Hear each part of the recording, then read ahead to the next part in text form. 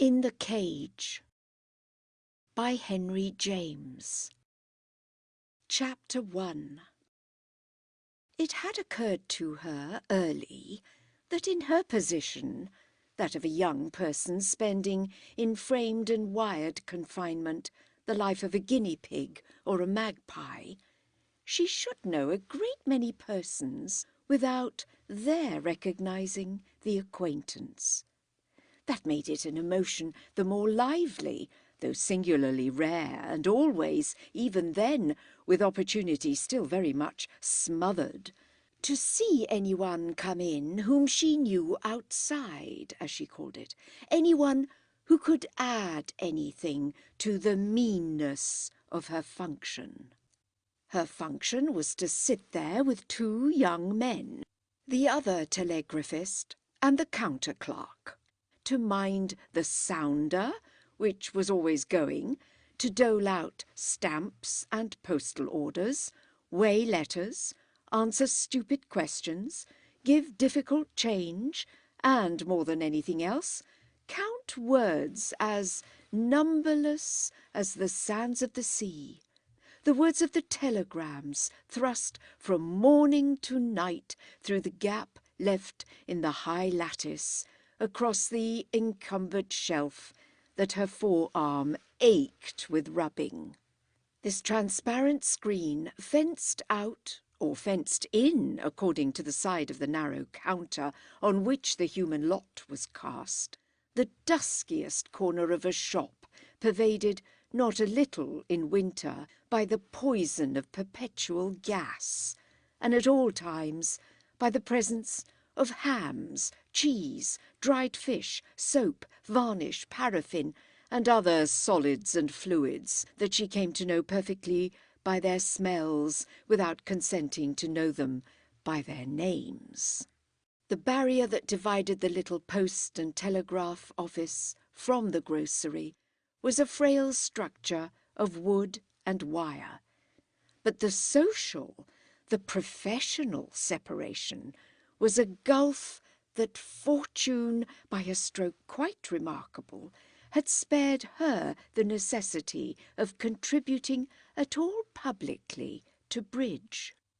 When Mr. Cocker's young men stepped over from behind the other counter to change a £5 note, and Mr. Cocker's situation, with the cream of the court guide and the dearest furnished apartments, simpkins, ladles, thrups, just round the corner, was so select that his place was quite pervaded by the crisp rustle of these emblems, she pushed out the sovereigns as if the applicant were no more to her than one of the momentary, the practically featureless appearances in the great procession. And this perhaps all the more from the very fact of the connection, only recognised outside indeed, to which she had lent herself with ridiculous inconsequence. She recognised the others the less because she had at last so unreservedly, so irredeemably recognised Mr. Mudge. However that might be, she was a little ashamed of having to admit to herself that Mr. Mudge's removal to a higher sphere, to a more commanding position, that is, though to a much lower neighbourhood, would have been described still better as a luxury than as the mere simplification, the corrected awkwardness that she contented herself with calling it. He had at any rate ceased to be all day long in her eyes, and this left something a little fresh for them to rest on of a Sunday. During the 3 months of his happy survival at Cocker's, after her consent to their engagement, she had often asked herself what it was marriage would be able to add to a familiarity that seemed already to have scraped the platter so clean. Opposite there, behind the counter of which his superior stature, his whiter apron, his more clustering curls, and more present, too present, H's had been for a couple of years the principal ornament, He had moved to and fro before her as on the small, sanded floor of their contracted future. She was conscious now of the improvement of not having to take her present and her future at once. They were about as much as she could manage when taken separate. She had, none the less, to give her mind steadily to what Mr. Mudge had again written her about. The idea of her applying for a transfer to an office quite similar, she couldn't yet hope for a place in a bigger, under the very roof where he was foreman, so that, dangled before her every minute of the day, he should see her, as he called it, hourly, and in a part, the far north-west district, where with her mother she would save on their 2 rooms alone nearly 3 shillings. It would be far from dazzling to exchange Mayfair for Chalk Farm, and it wore upon her much that he would never drop a subject. Still, it didn't wear as things had worn, the worries of the early times of their great misery, her own, her mother's, and her elder sister's, the last of whom had succumbed to all but absolute want, when, as conscious and incredulous ladies, suddenly bereft, betrayed, overwhelmed, they had slipped faster and faster down the steep slope at the bottom of which she alone had rebounded. Her mother had never rebounded any more at the bottom than on the way, had only rumbled and grumbled down and down, making, in respect of caps, topics, and habits, no effort whatever, which simply meant smelling much of the time of whisky. Chapter 2. It was always rather quiet at Cocker's, while the contingent from Ladles and Thrups and all the other great places were at luncheon, or, as the young men used vulgarly to say, while the animals were feeding. She had 40 minutes in advance of this to go home for her own dinner, and when she came back, and one of the young men took his turn, there was often half an hour during which she could pull out a bit of work or a book from the place where she borrowed novels, very greasy, in fine print, and all about fine folks, at a halfpenny a day. This sacred pause was one of the numerous ways in which the establishment kept its finger on the pulse of fashion and fell into the rhythm of the larger life. It had something to do, one day, with a particular flare of importance of an arriving customer, a lady whose meals were apparently irregular, yet whom she was destined, she afterwards found, not to forget. The girl was blasée. Nothing could belong more, as she perfectly knew, to the intense publicity of her profession, but she had a whimsical mind and wonderful nerves. She was subject, in short, to sudden flickers of antipathy and sympathy, red gleams in the grey, fitful needs to notice and to care, odd caprices of curiosity. She had a friend who had invented a new career for women, that of being in and out of people's houses to look after the flowers. Mrs. Jordan had a manner of her own of sounding this allusion. The flowers, on her lips, were in fantastic places, in happy homes, as usual as the coals or the daily papers. She took charge of them, at any rate, in all the rooms at so much a month, and people were quickly finding out what it was to make over this strange burden of the pampered to the widow of a clergyman. The widow, on her side, dilating on the initiations thus opened up to her, had been splendid to her young friend over the way she was made free of the greatest houses, the way especially when she did the dinner tables, set out so often for 20, she felt that a single step more would transform her whole social position. On its being asked of her, then, if she circulated only in a sort of tropical solitude, with the upper servants for picturesque natives, and on her having to assent to this glance at her limitations, she had found a reply to the girl's invidious question. "You've no imagination, my dear." That was because a door more than half open to the higher life couldn't be called anything but a thin partition. Mrs. Jordan's imagination quite did away with the thickness. Our young lady had not taken up the charge, had dealt with it good-humouredly, just because she knew so well what to think of it. It was at once one of her most cherished complaints and most secret supports that people didn't understand her, and it was accordingly a matter of indifference to her that Mrs. Jordan shouldn't, even though Mrs. Jordan, handed down from their early twilight of gentility, and also the victim of reverses, was the only member of her circle in whom she recognised an equal. She was perfectly aware that her imaginative life was the life in which she spent most of her time, and she would have been ready, had it been at all worth while, to contend that since her outward occupation didn't kill it, it must be strong indeed. Combinations of flowers and green stuff, forsooth. What she could handle freely, she said to herself, was combinations of men and women. The only weakness in her faculty came from the positive abundance of her contact with the human herd. This was so constant, it had so the effect of cheapening her privilege, that there were long stretches in which inspiration, divination, and interest quite dropped.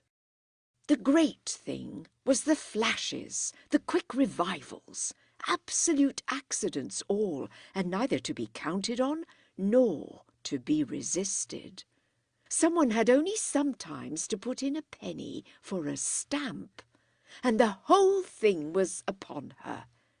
She was so absurdly constructed that these were literally the moments that made up for the long stiffness of sitting there in the stocks, made up for the cunning hostility of Mr. Buckton and the importunate sympathy of the counter-clerk, made up for the daily deadly flourishy letter from Mr. Mudge, made up even for the most haunting of her worries, the rage at moments of not knowing how her mother did get it.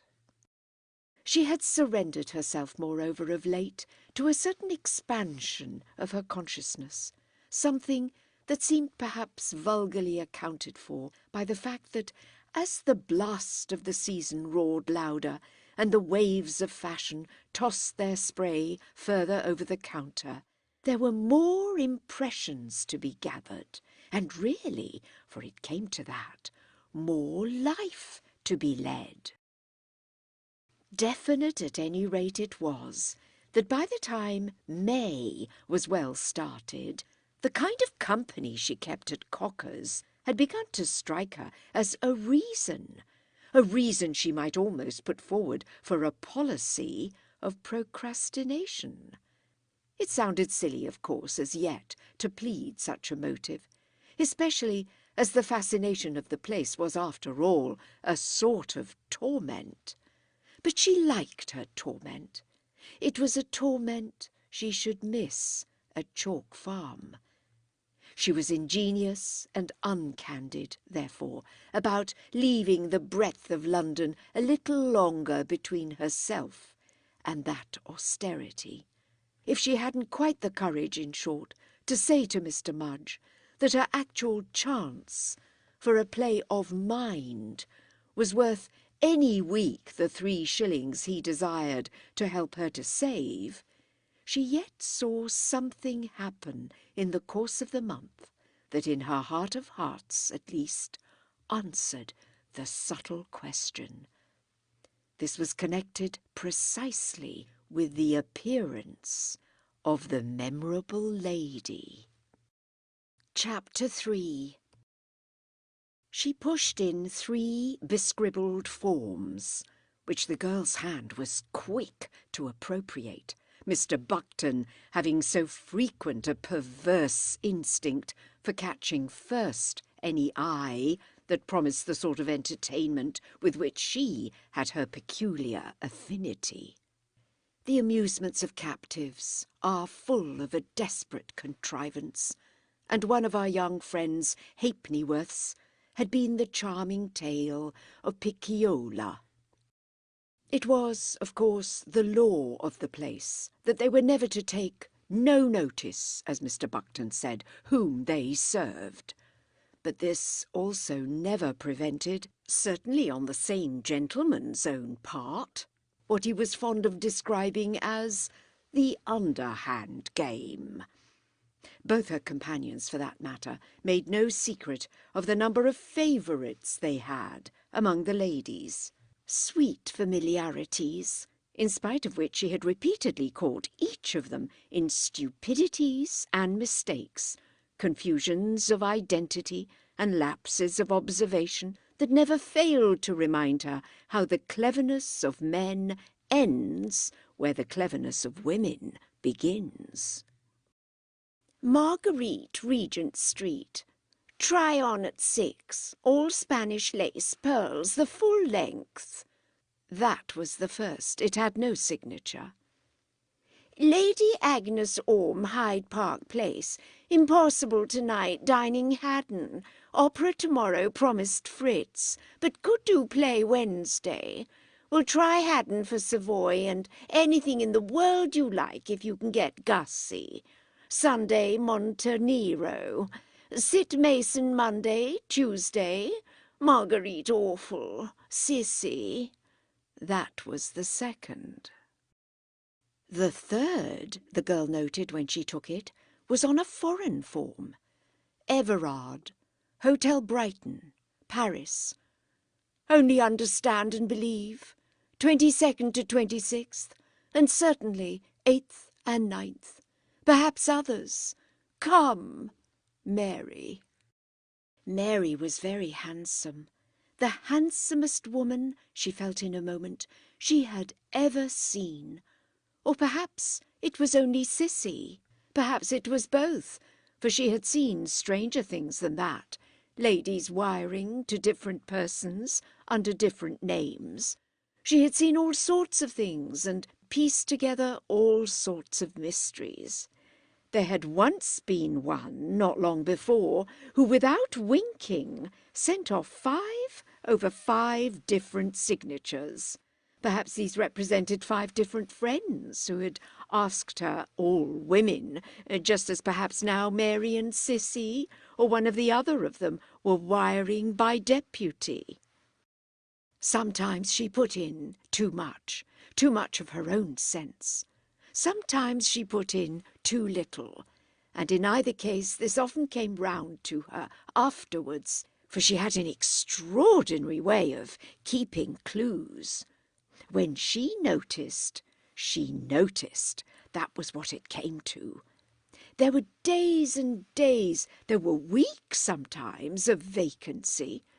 This arose often from Mr. Buckton's devilish and successful subterfuges for keeping her at the sounder whenever it looked as if anything might arouse. The sounder, which it was equally his business to mind, being the innermost cell of captivity, a cage within the cage, fenced off from the rest by a frame of ground glass. The counter-clerk would have played into her hands, but the counter-clerk was really reduced to idiocy by the effect of his passion for her. She flattered herself, moreover, nobly, that with the unpleasant conspicuity of this passion, she would never have consented to be obliged to him. The most she would ever do would be always to shove off on him, whenever she could, the registration of letters, a job she happened particularly to loathe. After the long stupors, at all events, there almost always suddenly would come a sharp taste of something. It was in her mouth before she knew it. It was in her mouth now. To Cissy, to Mary, whichever it was, she found her curiosity going out with a rush, a mute effusion that floated back to her like a returning tide. The living colour and splendour of the beautiful head, the light of eyes that seemed to reflect such utterly other things than the mean things actually before them, and above all the high, curt consideration of a manner that even at bad moments was a magnificent habit, and of the very essence of the innumerable things, her beauty, her birth, her father and mother, her cousins, and all her ancestors, that its possessor couldn't have got rid of, even had she wished. How did our obscure little public servant know that for the lady of the telegrams this was a bad moment? How did she guess all sorts of impossible things, such as, almost on the very spot, the presence of drama at a critical stage, and the nature of the tie with the gentleman at the Hotel Brighton? More than ever before it floated to her through the bars of the cage that this at last was the high reality, the bristling truth that she had hitherto only patched up and eked out. One of the creatures, in fine, in whom all the conditions for happiness actually met, and who, in the air they made, bloomed with an unwitting insolence. What came home to the girl was the way the insolence was tempered by something that was equally a part of the distinguished life, the custom of a flower-like bend to the less fortunate, a dropped fragrance, a mere quick breath, but which in fact pervaded and lingered. The apparition was very young, but certainly married, and our fatigued friend had a sufficient store of mythological comparison to recognize the port of Juno. Marguerite might be awful, but she knew how to dress a goddess. Pearls and Spanish lace, she herself with assurance could see them, and the full length too, and also red velvet bows, which, disposed on the lace in a particular manner, she could have placed them with a turn of a hand, were of course to adorn the front of a black brocade that would be like a dress in a picture. However, neither Marguerite, nor Lady Agnes, nor Haddon, nor Fritz, nor Gussie was what the wearer of this garment had really come in for. She had come in for Everard, and that was doubtless not his true name either. If our young lady had never taken such jumps before, it was simply that she had never before been so affected. She went all the way. Mary and Cissy had been round together in their single superb person to see him. He must live round the corner. They had found that in consequence of something they had come precisely to make up for, or to have another scene about, he had gone off, just on purpose to make them feel it. On which they had come together to Cocker's as to the nearest place, where they had put in the 3 forms, partly in order not to put in the one alone. The 2 others, in a manner, covered it, muffled it, passed it off. Oh, yes, she went all the way, and this was a specimen of how she often went. She would know the hand again any time. It was as handsome and as everything else as the woman herself. The woman herself had, on learning his flight, pushed past Everard's servant and into his room. She had written her missive at his table and with his pen. All this, every inch of it, came in the waft that she blew through and left behind her, the influence that, as I have said, lingered. And among the things the girl was sure of, happily, was that she should see her again. Chapter 4. She saw her, in fact, and only 10 days later, but this time not alone, and that was exactly a part of the luck of it. Not unaware, as how could her observation have left her so, of the possibilities through which it could range, our young lady had ever since had, in her mind, a dozen conflicting theories about Everard's type, as to which, the instant they came into the place, she felt the point settled with a thump that seemed somehow addressed straight to her heart. That organ literally beat faster at the approach of the gentleman, who was this time with Sissy, and who, as seen from within the cage, became on the spot the happiest of the happy circumstances with which her mind had invested the friend of Fritz and Gussie. He was a very happy circumstance indeed, as, with his cigarette in his lips and his broken, familiar talk caught by his companion, he put down the half-dozen telegrams it would take them together several minutes to dispatch. And here it occurred, oddly enough, that if, shortly before, the girl's interest in his companion had sharpened her sense for the messages then transmitted, her immediate vision of himself had the effect, while she counted his 70 words, of preventing intelligibility. His words were mere numbers. They told her nothing whatever, and after he had gone, she was in possession of no name, of no address, of no meaning, of nothing but a vague, sweet sound and an immense impression. He had been there but 5 minutes. He had smoked in her face, and, busy with his telegrams, with the tapping pencil, and the conscious danger, the odious betrayal that would come from a mistake, she had had no wandering glances nor roundabout arts to spare. Yet she had taken him in. She knew everything. She had made up her mind. He had come back from Paris. Everything was rearranged. The pair were again shoulder to shoulder in their high encounter with life, their large and complicated game. The fine, soundless pulse of this game was in the air for our young woman while they remained in the shop. While they remained all day.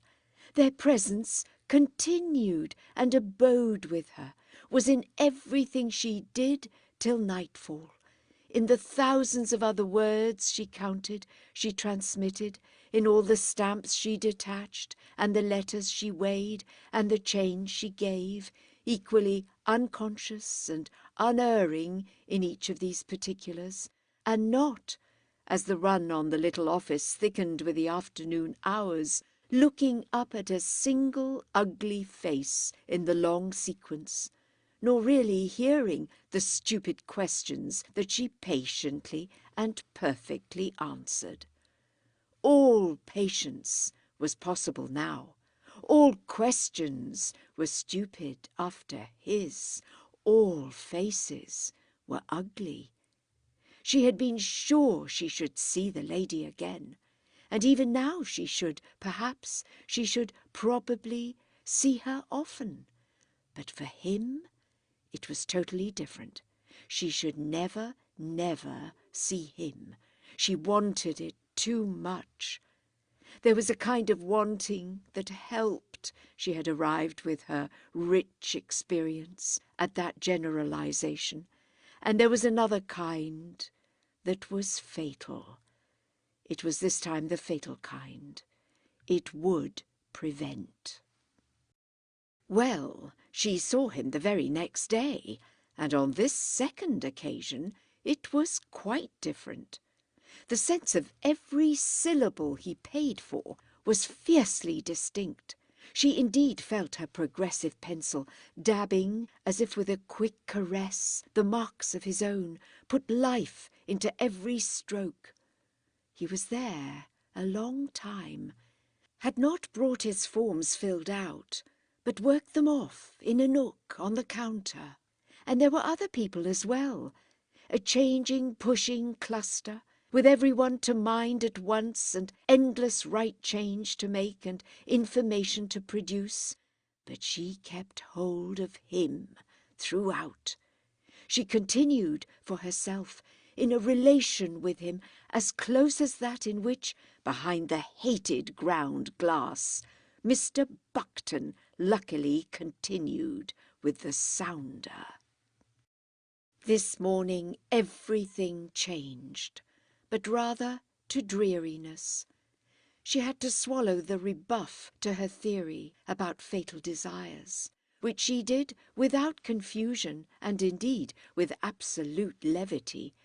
Yet if it was now flagrant that he did live close at hand, at Park Chambers, and belonged supremely to the class that wired everything, even their expensive feelings, so that, as he never wrote, his correspondence cost him weekly pounds and pounds, and he might be in and out 5 times a day, there was, all the same, involved in the prospect, and by reason of its positive excess of light, a perverse melancholy, a gratuitous misery.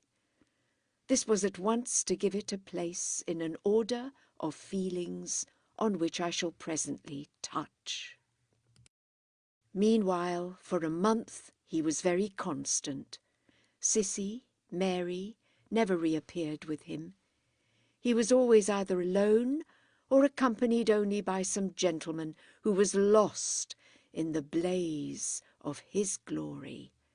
There was another sense, however, and indeed there was more than one, in which she mostly found herself counting in the splendid creature with whom she had originally connected him. He addressed this correspondent neither as Mary nor as Cissy, but the girl was sure of whom it was in Eaton Square that he was perpetually wiring to, and all so irreproachably, as Lady Bradeen. Lady Bradeen was Cissy. Lady Bradeen was Mary. Lady Bradeen was the friend of Fritz and of Gussie, the customer of Marguerite, and the close ally, in short, as was ideally right, only the girl had not yet found a descriptive term that was, of the most magnificent of men. Nothing could equal the frequency and variety of his communications to her ladyship, but their extraordinary, their abysmal propriety. It was just the talk, so profuse sometimes that she wondered what was left for their real meetings, of the very happiest people. Their real meetings must have been constant, for half of it was appointments and allusions, all swimming in a sea of other allusions still, tangled in a complexity of questions that gave a wondrous image of their life. If Lady Bradeen was Juno, it was all certainly Olympian. If the girl, missing the answers, her ladyship's own outpourings, vainly reflected that Cocker's should have been one of the bigger offices, where telegrams arrived as well as departed, there were yet ways in which, on the whole, she pressed the romance closer, by reason of the very quantity of imagination it demanded and consumed. The days and hours of this new friend, as she came to account him, were at all events unrolled, and however much more she might have known, she would still have wished to go beyond. In fact, she did go beyond. She went quite far enough.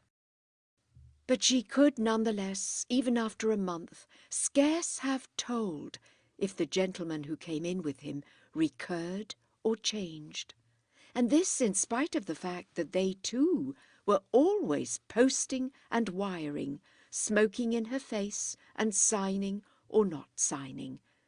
The gentlemen who came in with him were nothing when he was there. They turned up alone at other times, then only perhaps with a dim richness of reference. He himself, absent as well as present, was all. He was very tall, very fair, and had, in spite of his thick preoccupations, a good humour that was exquisite, particularly as it so often had the effect of keeping him on. He could have reached over anybody, and anybody, no matter who, would have let him. But he was so extraordinarily kind that he quite pathetically waited, never waggling things at her out of his turn, nor saying, "Here," with horrid sharpness. He waited for pottering old ladies, for gaping slaveys, for the perpetual Buttonses from Thrupp's. And the thing in all this that she would have liked most unspeakably to put to the test was the possibility of her having for him a personal identity that might in a particular way appeal. There were moments when he actually struck her as on her side, as arranging to help, to support, to spare her. But such was the singular spirit of our young friend that she could remind herself with a pang that when people had awfully good manners, people of that class, you couldn't tell. These manners were for everybody, and it might be drearily unavailing for any poor particular body to be overworked and unusual. What he did take for granted was all sorts of facility, and his high pleasantness, his relighting of cigarettes while he waited, his unconscious bestowal of opportunities, of boons, of blessings, were all a part of his splendid security, the instinct that told him there was nothing such an existence as his could ever lose by.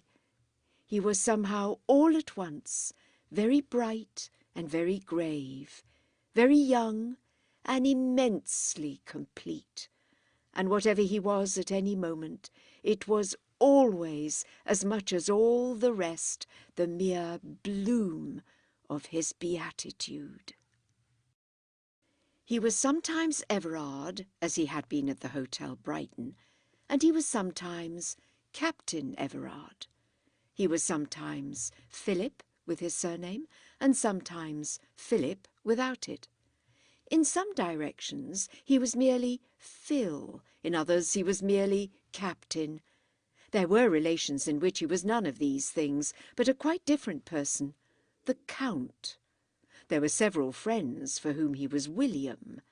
There were several for whom, in allusion perhaps to his complexion, he was the Pink Un. Once only, by good luck, he had, coinciding comically, quite miraculously, with another person also near to her, been Mudge. Yes, whatever he was, it was a part of his happiness. Whatever he was, and probably whatever he wasn't, and his happiness was a part, it became so, little by little, of something that almost from the first of her being at Cocker's had been deeply with the girl. Chapter 5. This was neither more nor less than the queer extension of her experience, the double life that in the cage she grew at last to lead. As the weeks went on there, she lived more and more into the world of whiffs and glimpses. She found her divinations work faster and stretch further. It was a prodigious view as the pressure heightened, a panorama fed with facts and figures, flushed with a torrent of colour and accompanied with wondrous world music. What it mainly came to at this period was a picture of how London could amuse itself, and that with the running commentary of a witness so exclusively a witness, turned, for the most part, to a hardening of the heart. The nose of this observer was brushed by the bouquet, yet she could never really pluck even a daisy. What could still remain fresh in her daily grind was the immense disparity, the difference and contrast from class to class of every instant and every motion.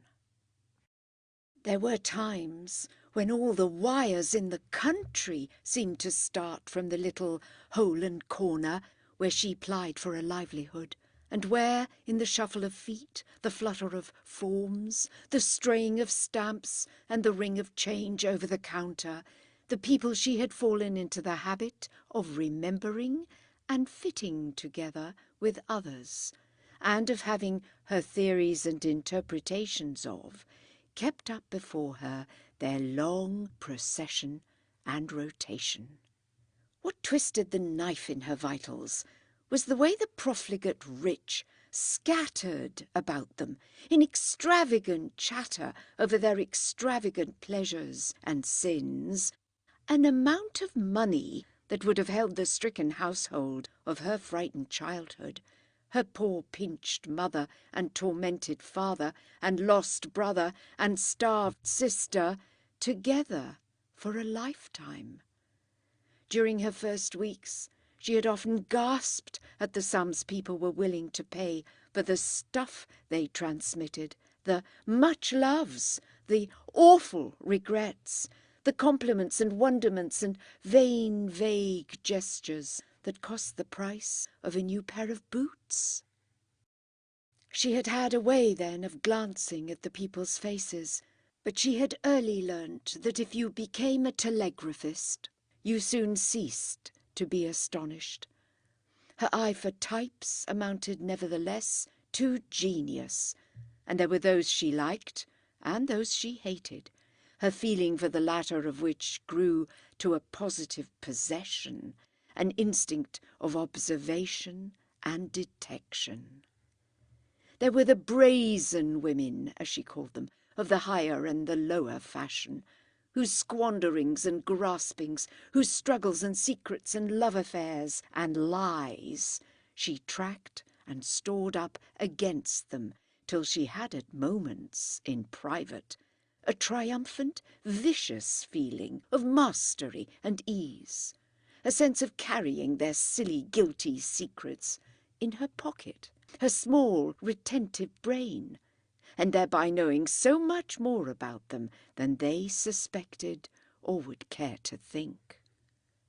There were those she would have liked to betray, to trip up, to bring down with words altered and fatal, and all through a personal hostility provoked by the lightest signs, by their accidents of tone and manner, by the particular kind of relation she always happened instantly to feel.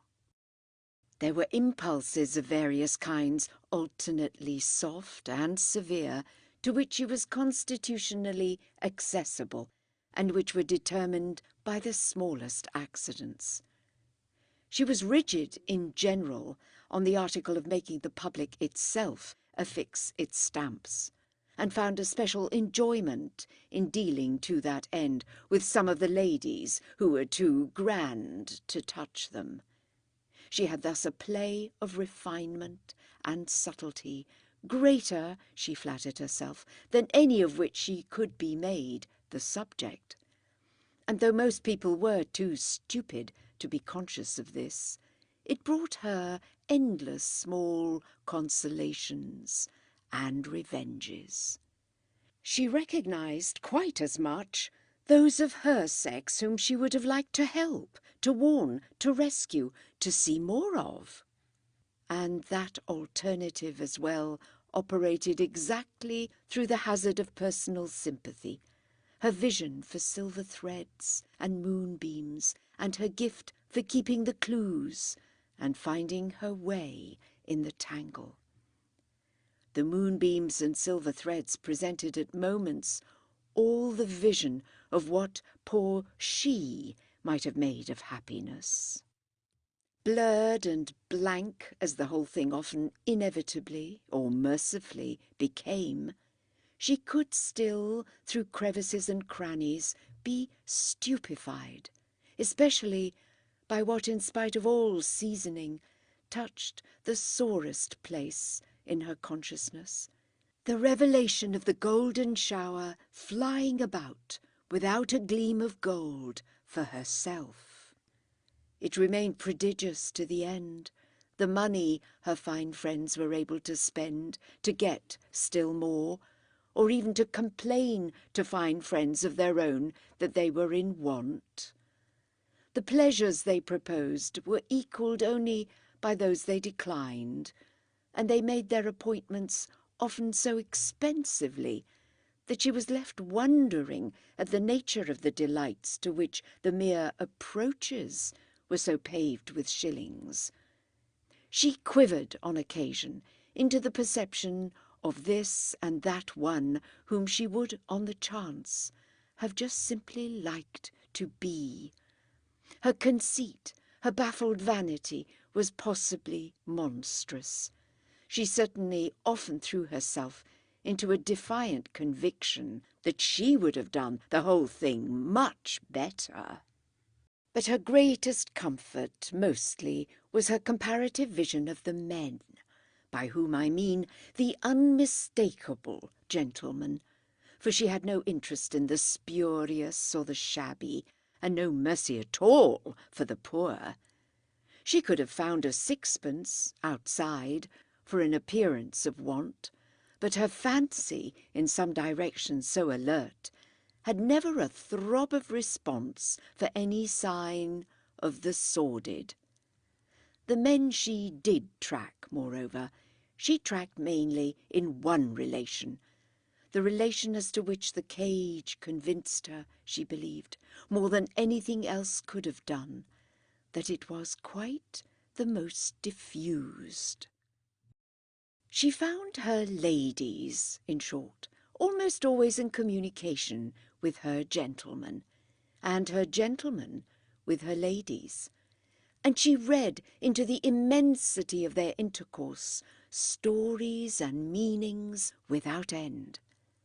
Incontestably she grew to think that the men cut the best figure, and in this particular, as in many others, she arrived at a philosophy of her own, all made up of her private notations and cynicisms.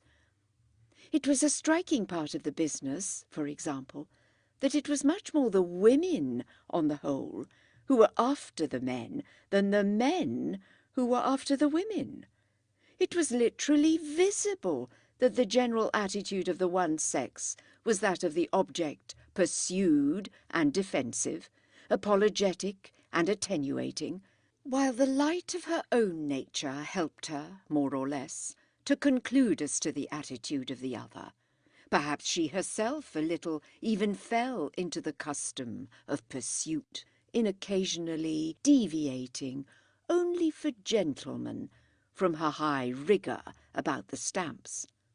She had early in the day made up her mind, in fine, that they had the best manners, and if there were none of them she noticed when Captain Everard was there, there were plenty she could place and trace and name at other times, plenty who, with their way of being nice to her and of handling as if their pockets were private tills, loose mixed masses of silver and gold, were such pleasant appearances that she could envy them without dislike.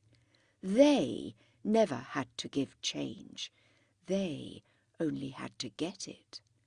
They ranged through every suggestion, every shade of fortune, which evidently included indeed lots of bad luck as well as of good, declining even toward Mr. Mudge and his bland, firm thrift, and ascending in wild signals and rocket flights almost to within hail of her highest standard. So from month to month she went on with them all, through 1,000 ups and downs and 1,000 pangs and indifferences. What virtually happened was that in the shuffling herd that passed before her, by far the greater part only passed. A proportion, but just appreciable, stayed. Most of the elements swam straight away, lost themselves in the bottomless common, and by so doing really kept the page clear. On the clearness, therefore, what she did retain stood sharply out. She nipped and caught it, turned it over, and interwove it. Chapter 6. She met Mrs. Jordan when she could, and learned from her more and more how the great people, under her gentle shake, and after going through everything with the mere shops, were waking up to the gain of putting into the hands of a person of real refinement the question that the shop people spoke of so vulgarly as that of the floral decorations. The regular dealers in these decorations were all very well, but there was a peculiar magic in the play of taste of a lady who had only to remember, through whatever intervening dusk, all her own little tables, little bowls and little jars and little other arrangements, and the wonderful thing she had made of the garden of the vicarage. This small domain, which her young friend had never seen, bloomed in Mrs. Jordan's discourse like a new Eden, and she converted the past into a bank of violets by the tone in which she said, "Of course, you always knew my one passion." She obviously met now, at any rate, a big contemporary need, measured what it was rapidly becoming for people to feel they could trust her without a tremor. It brought them a peace that, during the quarter of an hour before dinner in especial, was worth more to them than mere payment could express. Mere payment, nonetheless, was tolerably prompt. She engaged by the month, taking over the whole thing, and there was an evening on which, in respect to our heroine, she at last returned to the charge. "It's growing and growing, and I see that I must really divide the work. One wants an associate of one's own kind, don't you know? You know the look they want it all to have, of having come not from a florist, but from one of themselves. Well, I'm sure you could give it, because you are one. Then we should win. Therefore, just come in with me." "And leave the P.O.? "Let the P.O. simply bring you your letters. It would bring you lots, you'd see. Orders after a bit, by the score." It was on this, in due course, that the great advantage again came up. One seems to live again with one's own people. It had taken some little time, after their having parted company in the tempest of their troubles, and then, in the glimmering dawn, finally sighted each other again, for each to admit that the other was, in her private circle, her only equal. But the admission came, when it did come, with an honest groan. And since equality was named, each found much personal profit in exaggerating the other's original grandeur. Mrs. Jordan was 10 years the older, but her young friend was struck with the smaller difference this now made. It had counted otherwise at the time, when, much more as a friend of her mother's, the bereaved lady, without a penny of provision and with stop-gaps, like their own, all gone, had, across the sordid landing on which the opposite doors of the pair of scared miseries opened, and to which they were bewilderedly bolted, borrowed coals and umbrellas that were repaid in potatoes and postage stamps. It had been a questionable help at that time to ladies submerged, floundering, panting, swimming for their lives, that they were ladies. But such an advantage could come up again in proportion as others vanished, and it had grown very great by the time it was the only ghost of one they possessed. They had literally watched it take to itself a portion of the substance of each that had departed, and it became prodigious now, when they could talk of it together, when they could look back at it across a desert of accepted derogation, and when, above all, they could together work up a credulity about it that neither could otherwise work up. Nothing was really so marked as that they felt the need to cultivate this legend much more after having found their feet and stayed their stomachs in the ultimate obscure than they had done in the upper air of mere frequent shocks.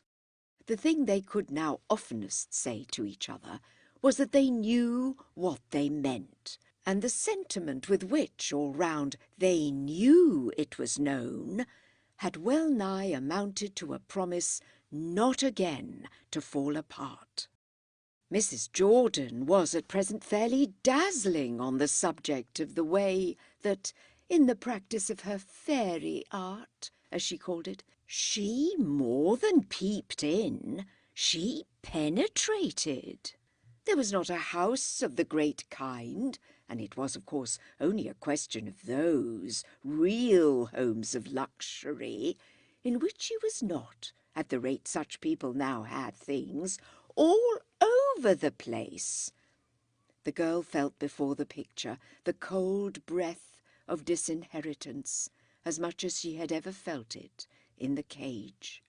She knew, moreover, how much she betrayed this, for the experience of poverty had begun in her life too early, and her ignorance of the requirements of homes of luxury had grown, with other active knowledge, a depth of simplification. She had accordingly at first often found that in these colloquies she could only pretend she understood. Educated as she had rapidly been by her chances at Cocker's, there were still strange gaps in her learning. She could never, like Mrs. Jordan, have found her way about one of the homes. Little by little, however, she had caught on, above all in the light of what Mrs. Jordan's redemption had materially made of that lady, giving her, though the years and the struggles had naturally not straightened a feature, an almost supereminent air. There were women in and out of Cocker's who were quite nice and who yet didn't look well, whereas Mrs. Jordan looked well, and yet, with her extraordinarily protrusive teeth, was by no means quite nice. It would seem mystifyingly that it might really come from all the greatness she could live with.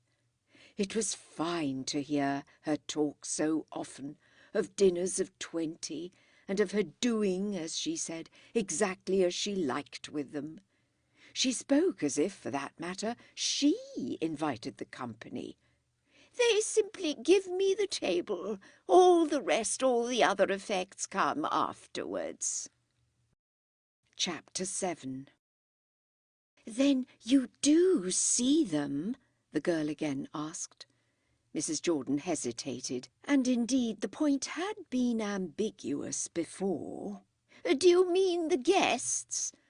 Her young friend, cautious about an undue exposure of innocence, was not quite sure. "Well, the people who live there." "Lady Vintner, Mrs. Bubb, Lord Rye? Dear, yes. Why, they like one." "But does one personally know them?" our young lady went on, since that was the way to speak. "I mean socially, don't you know, as you know me." "They're not so nice as you," Mrs. Jordan charmingly cried. "But I shall see more and more of them." Ah, this was the old story. "But how soon?" "Why, almost any day. Of course," Mrs. Jordan honestly added, "they're nearly always out." "Then why do they want flowers all over?" "Oh, that doesn't make any difference." Mrs. Jordan was not philosophic. She was just evidently determined it shouldn't make any. "They're awfully interested in my ideas, and it's inevitable they should meet me over them." Her interlocutress was sturdy enough. "What do you call your ideas?" Mrs. Jordan's reply was fine. "If you were to see me some day with 1,000 tulips, you'd discover." 1,000? The girl gaped at such a revelation of the scale of it. She felt for the instant fairly planted out. "Well, but if in fact they never do meet you?" she none the less pessimistically insisted. "Never? They often do, and evidently quite on purpose. We have grand long talks." There was something in our young lady that could still stay her from asking for a personal description of these apparitions. That showed too starved a state. But while she considered, she took in afresh the whole of the clergyman's widow. Mrs. Jordan couldn't help her teeth, and her sleeves were a distinct rise in the world.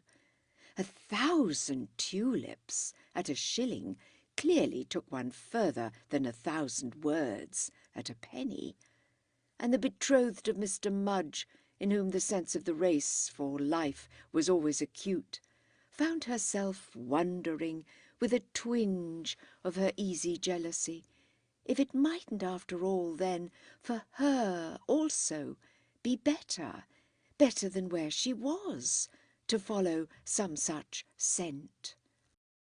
Where she was where Mr. Buckton's elbow could freely enter her right side, and the counter-clerk's breathing, he had something the matter with his nose, pervade her left ear.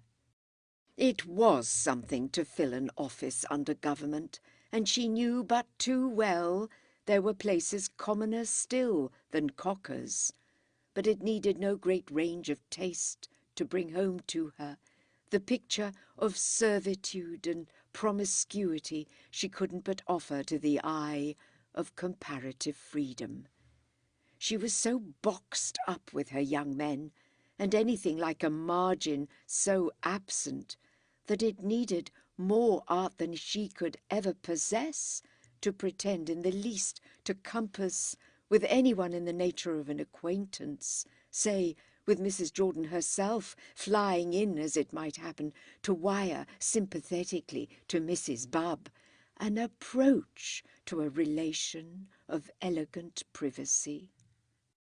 She remembered the day when Mrs. Jordan had, in fact, by the greatest chance, come in with 53 words for Lord Rye and a £5 note to change.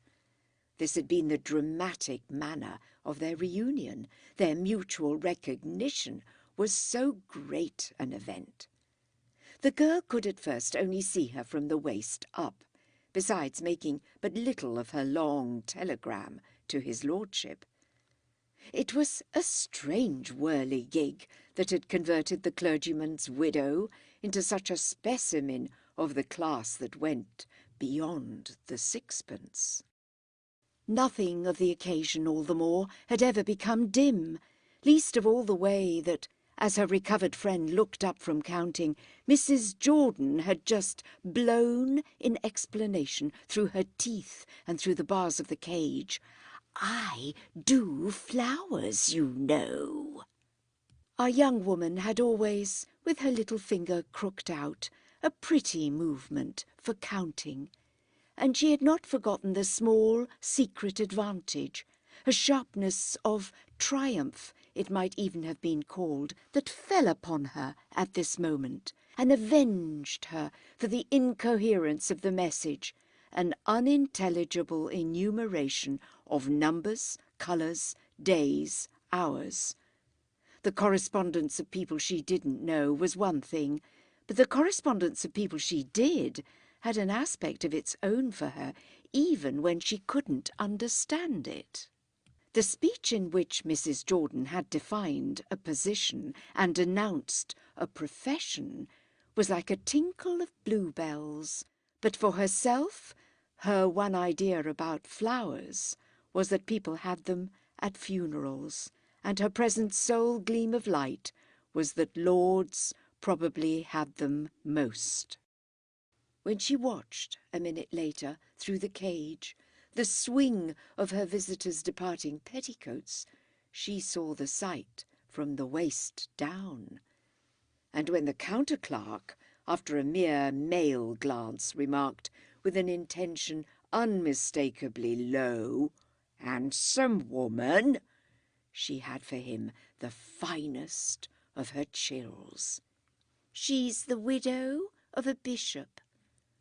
She always felt with a counter-clerk that it was impossible sufficiently to put it on, for what she wished to express to him was the maximum of her contempt, and that element in her nature was confusedly stored. A bishop was putting it on, but the counter-clerk's approaches were vile. The night after this, when in the fullness of time Mrs. Jordan mentioned the grand, long talks, the girl at last brought out, "Should I see them? I mean, if I were to give up everything for you?" Mrs. Jordan at this became most arch. "I'd send you to all the bachelors." Our young lady could be reminded by such a remark that she usually struck her friend as pretty. "Do they have their flowers?" "Oceans, and they're the most particular."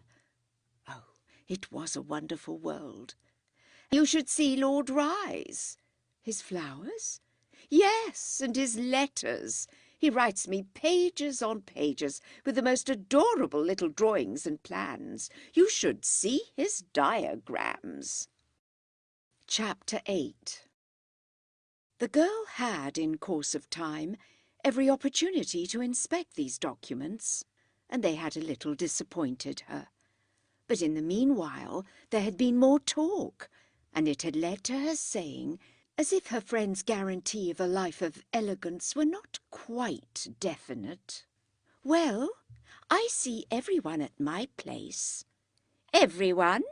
"Lots of swells. They flock.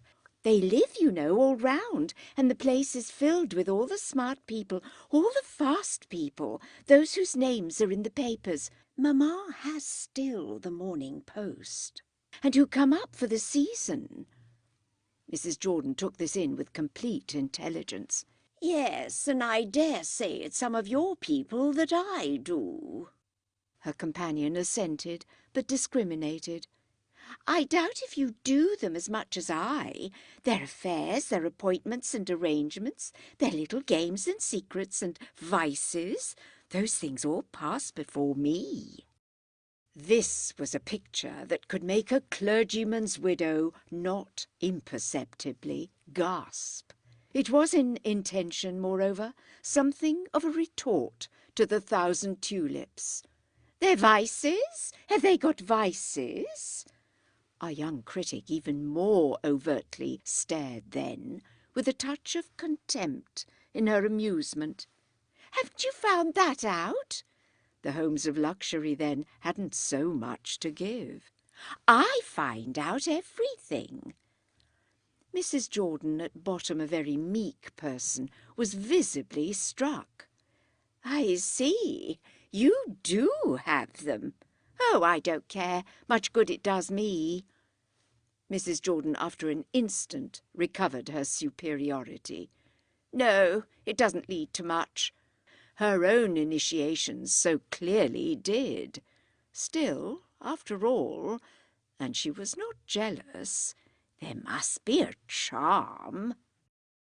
In seeing them, at this the girl suddenly let herself go. "I hate them. There's that charm." Mrs. Jordan gaped again. "The real smarts? Is that what you call Mrs. Barb?" "Yes, it comes to me. I've had Mrs. Barb. I don't think she has been in herself, but there are things her maid has brought. Well, my dear," and the young person from Cocker's, recalling these things and summing them up, seemed suddenly to have much to say. She didn't say it, however. She checked it. She only brought out, "Her maid, who's horrid, she must have her." Then she went on with indifference, "They're too real. They're selfish brutes." Mrs. Jordan, turning it over, adopted at last the plan of treating it with a smile. She wished to be liberal. "Well, of course, they do lay it out." "They bore me to death," her companion pursued, with slightly more temperance. But this was going too far. "Ah, that's because you've no sympathy." The girl gave an ironic laugh, only retorting that nobody could have any who had to count all day all the words in the dictionary, a contention Mrs. Jordan quite granted, the more that she shuddered at the notion of ever failing of the very gift to which she owed the vogue, the rage, she might call it, that had caught her up. Without sympathy, or without imagination, for it came back again to that, how should she get, for big dinners, down the middle and toward the far corners at all? It wasn't the combinations which were easily managed. The strain was over the ineffable simplicities, those that the bachelors above all, and Lord Rye perhaps most of any, threw off, just blew off, like cigarette puffs, such sketches of. The betrothed of Mr. Mudge, at all events, accepted the explanation, which had the effect, as almost any turn of their talk was now apt to have, of bringing her round to the terrific question of that gentleman. She was tormented with a desire to get out of Mrs. Jordan on this subject what she was sure was at the back of Mrs. Jordan's head, and to get it out of her, queerly enough, if only to vent a certain irritation at it. She knew that what her friend would already have risked if she hadn't been timid and tortuous was, "Give him up. Yes, give him up. You'll see that with your sure chances you'll be able to do much better." Our young woman had a sense that if that view could only be put before her with a particular sniff for poor Mr. Mudge, she should hate it as much as she morally ought. She was conscious of not, as yet, hating it quite so much as that. But she saw that Mrs. Jordan was conscious of something, too, and that there was a degree of confidence she was waiting little by little to arrive at. The day came when the girl caught a glimpse of what was still wanting to make her friend feel strong, which was nothing less than the prospect of being able to announce the climax of sundry private dreams. The associate of the aristocracy had personal calculations. matter for brooding and dreaming, even for peeping out not quite hopelessly from behind the window curtains of lonely lodgings. If she did the flowers for the bachelors, in short, didn't she expect that to have consequences very different from such an outlook at Cockers as she had pronounced wholly desperate? There seemed in very truth something auspicious in the mixture of bachelors and flowers, though when looked hard in the eye, Mrs. Jordan was not quite prepared to say she had expected a positive proposal from Lord Rye to pop out of it. Our young woman arrived at last, nonetheless, at a definite vision of what was in her mind. This was a vivid foreknowledge that the betrothed of Mr. Mudge would, unless conciliated in advance by a successful rescue, almost hate her on the day she should break a particular piece of news. How could that unfortunate otherwise endure to hear of what, under the protection of Lady Ventnor, was, after all, so possible? Chapter 9. Meanwhile, since irritation sometimes relieved her, the betrothed of Mr. Mudge found herself indebted to that admirer for amounts of it perfectly proportioned to her fidelity. She always walked with him on Sundays, usually in the Regent's Park, and quite often, once or twice a month, he took her in the Strand or thereabouts to see a piece that was having a run. The productions he always preferred were the really good ones, Shakespeare, Thompson, or some funny American thing, which, as it also happened that she hated vulgar plays, gave him ground for what was almost the fondest of his approaches, the theory that their tastes were blissfully just the same. He was for ever reminding her of that, rejoicing over it, and being affectionate and wise about it. There were times when she wondered how in the world she could put up with him, how she could put up with any man so smugly unconscious of the immensity of her difference. It was just for this difference that if she was to be liked at all, she wanted to be liked, and if that was not the source of Mr. Mudge's admiration, she asked herself what on earth could be. She was not different only at one point, she was different all round, unless perhaps indeed in being practically human, which her mind just barely recognised that he also was. She would have made tremendous concessions in other quarters. There was no limit, for instance, to those she would have made to Captain Everard. But what I have named was the most she was prepared to do for Mr. Mudge.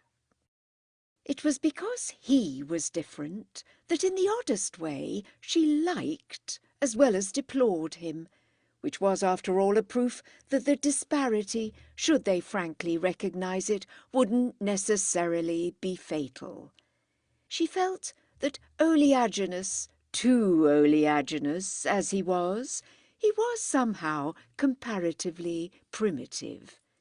She had once, during the portion of his time at Cockers that had overlapped her own, seen him collar a drunken soldier, a big violent man, who, having come in with a mate to get a postal order cashed, had made a grab at the money before his friend could reach it, and had so determined, among the hams and cheeses and the lodgers from Thrupp's, immediate and alarming reprisals, a scene of scandal and consternation. Mr. Buckton and the counter-clerk had crouched within the cage, but Mr. Mudge had, with a very quiet but very quick step round the counter, an air of masterful authority she shouldn't soon forget, triumphantly interposed in the scrimmage, parted the combatants, and shaken the delinquent in his skin.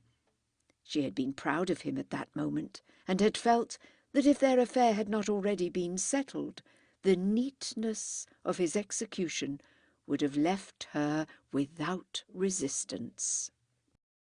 Their affair had been settled by other things, by the evident sincerity of his passion, and by the sense that his high white apron resembled a front of many flaws. It had gone a great way with her that he would build up a business to his chin, which he carried quite in the air. This could only be a question of time. He would have all Piccadilly in the pen behind his ear. That was a merit in itself for a girl who had known what she had known. There were hours at which she even found him good-looking, though, frankly, there could be no crown for her effort to imagine on the part of the tailor or the barber some such treatment of his appearance as would make him resemble even remotely a man of the world. His very beauty was the beauty of a grocer, and the finest future would offer it none too much room consistently to develop. She had engaged herself, in short, to the perfection of a type, and almost anything square and smooth and whole had its weight for a person still conscious herself of being a mere bruised fragment of wreckage. But it contributed hugely at present to carry on the two parallel lines of her experience in the cage and her experience out of it. After keeping quiet for some time about this opposition, she suddenly, one Sunday afternoon, on a penny chair in the Regent's Park, broke, for him capriciously, bewilderingly, into an intimation of what it came to. He had naturally pressed more and more on the point of her again placing herself where he could see her hourly, and for her to recognise that she had as yet given him no sane reason for delay. He had small need to describe himself as unable to make out what she was up to. As if, with her absurd bad reasons, she could have begun to tell him. Sometimes she thought it would be amusing to let him have them full in the face, for she felt she should die of him unless she once in a while stupefied him. And sometimes she thought it would be disgusting and perhaps even fatal. She liked him, however, to think her silly, for that gave her the margin which at the best she would always require. And the only difficulty about this was that he hadn't enough imagination to oblige her. It produced none the less something of the desired effect, to leave him simply wondering why, over the matter of their reunion, she didn't yield to his arguments. Then at last, simply as if by accident and out of mere boredom on a day that was rather flat, she preposterously produced her own. "Well, wait a bit. Where I am, I still see things." And she talked to him even worse, if possible, than she had talked to Jordan. Little by little, to her own stupefaction, she caught that he was trying to take it as she meant it, and that he was neither astonished nor angry. Oh, the British tradesman! This gave her an idea of his resources. Mr. Mudge would be angry only with a person who, like the drunken soldier in the shop, should have an unfavourable effect on business.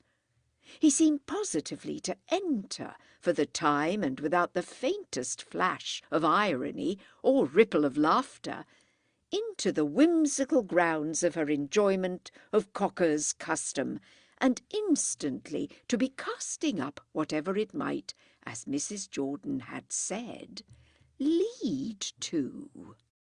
What he had in mind was not, of course, what Mrs. Jordan had had. It was obviously not a source of speculation with him that his sweetheart might pick up a husband. She could see perfectly that this was not for a moment even what he supposed she herself dreamed of. What she had done was simply to give his sensibility another push into the dim vast of trade. In that direction it was all alert, and she had whisked before it the mild fragrance of a connection. That was the most he could see in any account of her keeping in, on whatever roundabout lines, with the gentry. And when, getting to the bottom of this, she quickly proceeded to show him the kind of eye she turned on such people, and to give him a sketch of what that eye discovered, she reduced him to the particular prostration in which he could still be amusing to her. Chapter 10. They're the most awful wretches, I assure you, the lot all about there. Then why do you want to stay among them? My dear man, just because they are. It makes me hate them so. Hate them? I thought you liked them. Don't be stupid. What I like is just to loathe them. You wouldn't believe what passes before my eyes. Then why have you never told me? You didn't mention anything before I left. Oh, I hadn't got round to it then. It's the sort of thing you don't believe at first. You have to look round you a bit, and then you understand. You work into it more and more. Besides, the girl went on, this is the time of the year when the worst lot come up. They're simply packed together in those smart streets. Talk of the numbers of the poor. What I can vouch for is the numbers of the rich. There are new ones every day, and they seem to get richer and richer. Oh, they do come up, she cried, imitating, for her private recreation, she was sure it wouldn't reach Mr. Mudge, the low intonation of the counter-clerk. And where do they come from? Her companion candidly inquired. She had to think a moment. Then she found something. From the spring meetings. They bet tremendously. Well, they bet enough at Chalk Farm, if that's all. It isn't all. It isn't a millionth part, she replied with some sharpness. It's immense fun. She would tantalize him. Then, as she had heard Mrs. Jordan say, and as the ladies at Cocker's even sometimes wired, it's quite too dreadful. She could fully feel how it was Mr. Mudge's propriety, which was extreme, he had a horror of coarseness, and attended a Wesleyan chapel, that prevented his asking for details. But she gave him some of the more innocuous, in spite of himself, especially putting before him how, at Simpkins and Ladle's, they all made the money fly. That was indeed what he liked to hear. The connection was not direct, but one was somehow more in the right place, where the money was flying, than where it was simply and meagrely nesting. The air felt that stir, he had to acknowledge, much less at Chalk Farm than in the district in which his beloved so oddly enjoyed her footing. She gave him, she could see, a restless sense that these might be familiarities not to be sacrificed. Germs, possibilities, faint foreshowings. Heaven knew what, of the initiation it would prove profitable to have arrived at, when, in the fullness of time, he should have his own shop in some such paradise. What really touched him, that was discernible, was that she could feed him with so much mere vividness of reminder, keep before him, as by the play of a fan, the very wind of the swift banknotes, and the charm of the existence of a class that Providence had raised up to be the blessing of grocers. He liked to think that the class was there, that it was always there, and that she contributed in her slight but appreciable degree to keep it up to the mark. He couldn't have formulated his theory of the matter, but the exuberance of the aristocracy was the advantage of trade, and everything was knit together in a richness of pattern that it was good to follow with one's finger-tips. It was a comfort to him to be thus assured that there were no symptoms of a drop. What did the sounder, as she called it, nimbly worked, do but keep the ball going? What it came to, therefore, for Mr. Mudge was that all enjoyments were, as might be said, interrelated, and that the more people had, the more they wanted to have. The more flirtations, as he might roughly express it, the more cheese and pickles. He had even in his own small way been dimly struck with the linked sweetness connecting the tender passion with cheap champagne, or perhaps the other way round. What he would have liked to say, had he been able to work out his thought to the end, was, I see, lash them up then, lead them on, keep them going. Some of it can't help sometime coming our way. Yet he was troubled by the suspicion of subtleties on his companion's part that spoiled the straight view. He couldn't understand people's hating what they liked or liking what they hated. Above all, it hurt him somewhere, for he had his private delicacies, to see anything but money made out of his betters. To be too inquiring, or in any other way too free at the expense of the gentry, was vaguely wrong. The only thing that was distinctly right was to be prosperous at any price. Wasn't it just because they were up there aloft that they were lucrative? He concluded at any rate by saying to his young friend, "If it's improper for you to remain at Cocker's, then that falls in exactly with the other reasons I've put before you for your removal." Improper? Her smile became a prolonged boldness. "My dear boy, there's no one like you." "I dare say," he laughed, "but that doesn't help the question." "Well," she returned, "I can't give up my friends. I'm making even more than Mrs. Jordan." Mr. Mudge considered. "How much is she making?" "Oh, you dear donkey!" And regardless of all the Regent's Park, she patted his cheek. This was the sort of moment at which she was absolutely tempted to tell him that she liked to be near Park Chambers.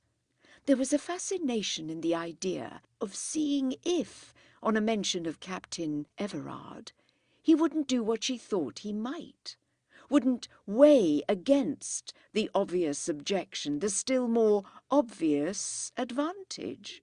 The advantage, of course, could only strike him at the best as rather fantastic.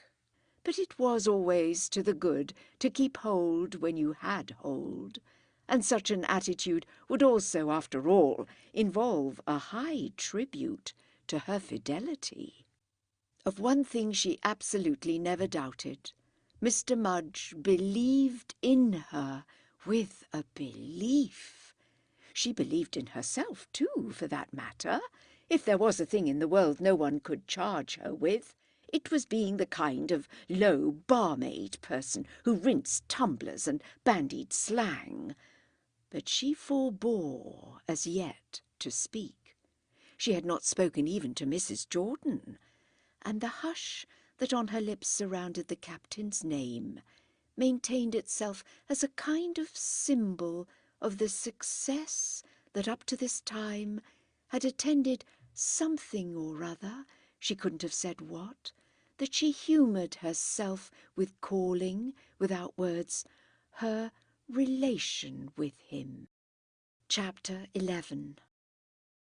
She would have admitted, indeed, that it consisted of little more than the fact that his absences, however frequent and however long, always ended with his turning up again.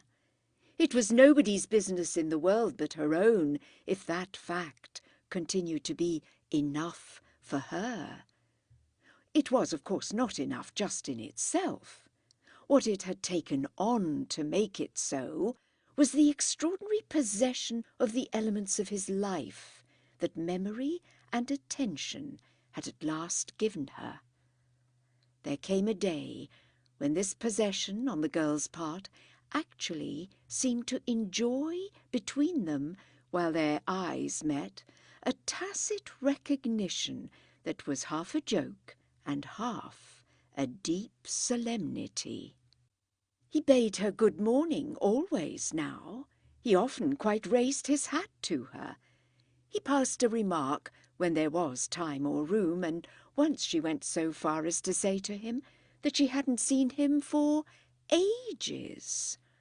Ages was the word she consciously and carefully, though a trifle tremulously, used. Ages was exactly what she meant. To this he replied in terms doubtless less anxiously selected, but perhaps, on that account, not the less remarkable. "Oh, yes, hasn't it been awfully wet?" That was a specimen of their give and take.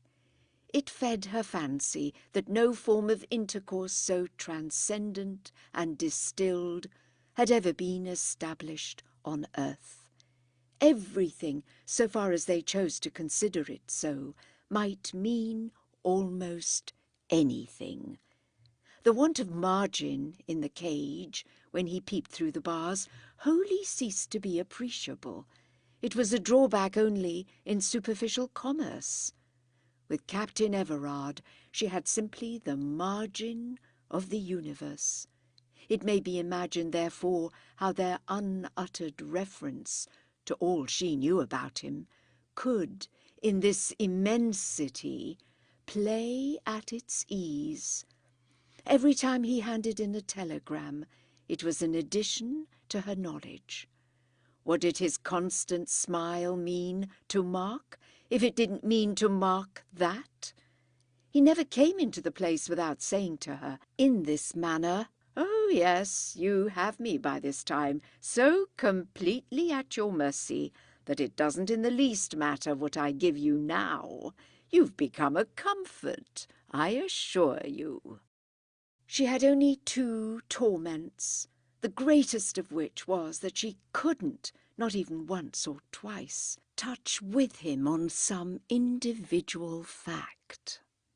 She would have given anything to have been able to allude to one of his friends by name, to one of his engagements by date, to one of his difficulties by the solution. She would have given almost as much for just the right chance, it would have to be tremendously right, to show him in some sharp, sweet way that she had perfectly penetrated the greatest of these last, and now lived with it in a kind of heroism of sympathy. He was in love with a woman to whom, and to any view of whom, a lady telegraphist, and especially one who passed a life among hams and cheeses, was as the sand on the floor. And what her dreams desired was the possibility of its somehow coming to him, that her own interest in him could take a pure and noble account of such an infatuation, and even of such an impropriety. As yet, however, she could only rub along with the hope that an accident, sooner or later, might give her a lift toward popping out with something that would surprise, and perhaps even some fine day assist him. What could people mean, moreover, cheaply sarcastic people, by not feeling all that could be got out of the weather. She felt it all, and seemed literally to feel it most when she went quite wrong, speaking of the stuffy days as cold, of the cold ones as stuffy, and betraying how little she knew in her cage of whether it was foul or fair. It was, for that matter, always stuffy at Cocker's, and she finally settled down to the safe proposition that the outside element was changeable. Anything seemed true that made him so radiantly assent. This indeed is a small specimen of her cultivation of insidious ways of making things easy for him. Ways to which, of course, she couldn't be at all sure he did real justice. Real justice was not of this world. She had had too often to come back to that.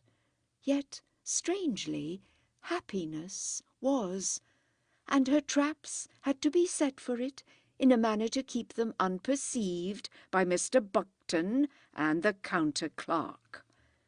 The most she could hope for, apart from the question which constantly flickered up and died down, of the divine chance of his consciously liking her, would be that, without analysing it, he should arrive at a vague sense that Cocker's was, well, attractive, easier, smoother, sociably brighter, slightly more picturesque, in short, more propitious in general to his little affairs than any other establishment just thereabouts.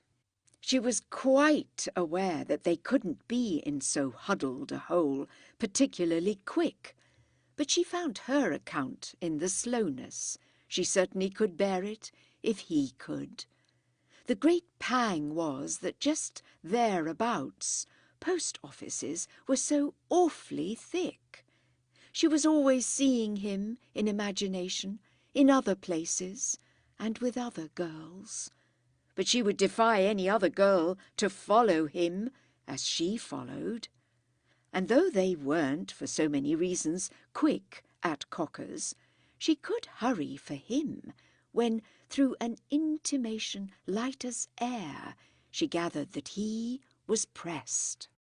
When hurry was, better still, impossible, it was because of the pleasantest thing of all, the particular element of their contact, she would have called it their friendship, that consisted of an almost humorous treatment of the look of some of his words. They would never perhaps have grown half so intimate if he had not, by the blessing of heaven, formed some of his letters with a queerness. It was positive that the queerness could scarce have been greater if he had practised it for the very purpose of bringing their heads together over it, as far as was possible to heads on different sides of a wire fence. It had taken her truly but once or twice to master these tricks, but at the cost of striking him perhaps as stupid, she could still challenge them when circumstances favoured. The great circumstance that favoured was that she sometimes actually believed he knew she only feigned perplexity. If he knew it, therefore, he tolerated it.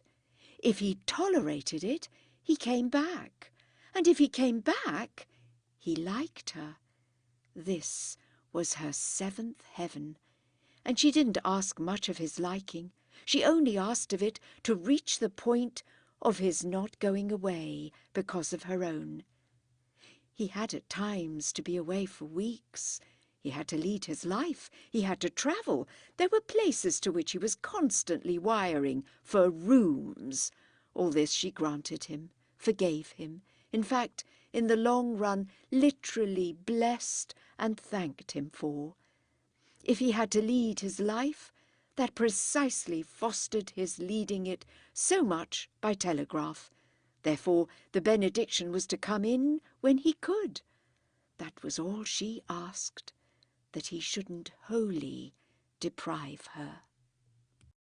Sometimes she almost felt that he couldn't have deprived her even had he been minded, by reason of the web of revelation that was woven between them. She quite thrilled herself with thinking what, with such a lot of material, a bad girl would do. It would be a scene better than many in her halfpenny novels, this going to him in the dusk of evening at Park Chambers, and letting him at last have it. "I know too much about a certain person now not to put it to you, excuse my being so lurid, that it's quite worth your while to buy me off. Come, therefore, buy me." There was a point, indeed, at which such flights had to drop again, the point of an unreadiness to name, when it came to that, the purchasing medium. It wouldn't certainly be anything so gross as money, and the matter accordingly remained rather vague, all the more that she was not a bad girl.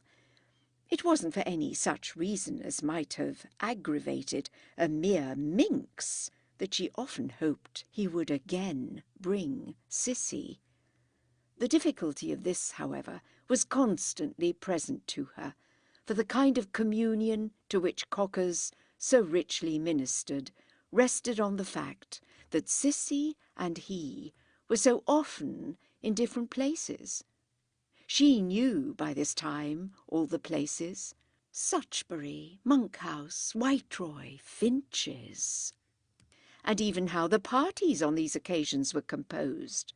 But her subtlety found ways to make her knowledge fairly protect and promote their keeping, as she had heard Mrs. Jordan say, in touch. So when he actually sometimes smiled, as if he really felt the awkwardness of giving her again one of the same old addresses, all her being went out in the desire, which her face must have expressed, that he should recognize her forbearance to criticize as one of the finest, tenderest sacrifices a woman had ever made for love. Chapter 12.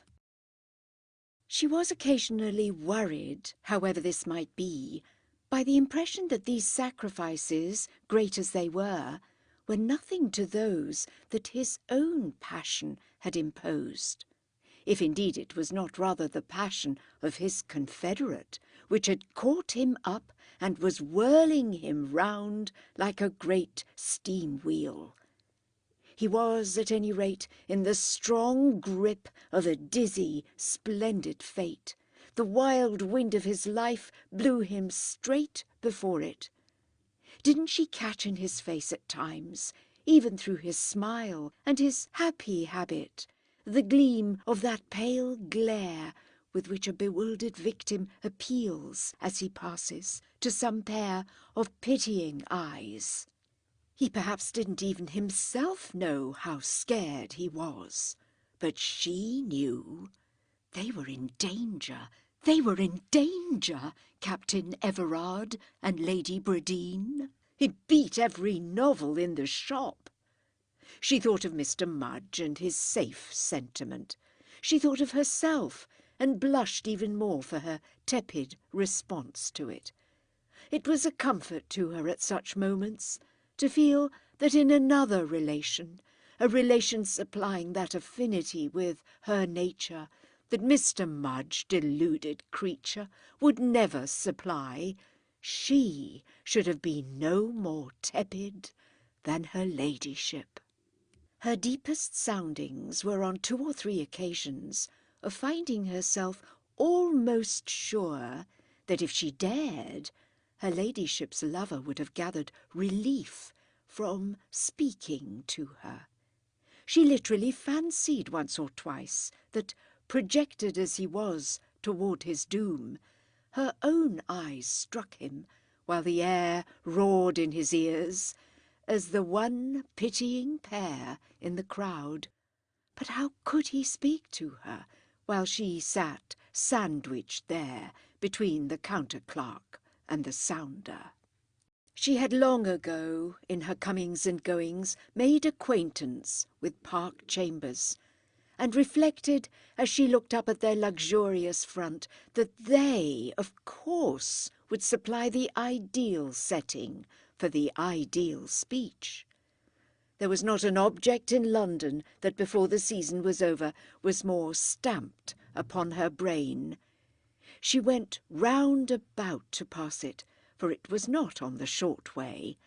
She passed on the opposite side of the street, and always looked up, though it had taken her a long time to be sure of the particular set of windows.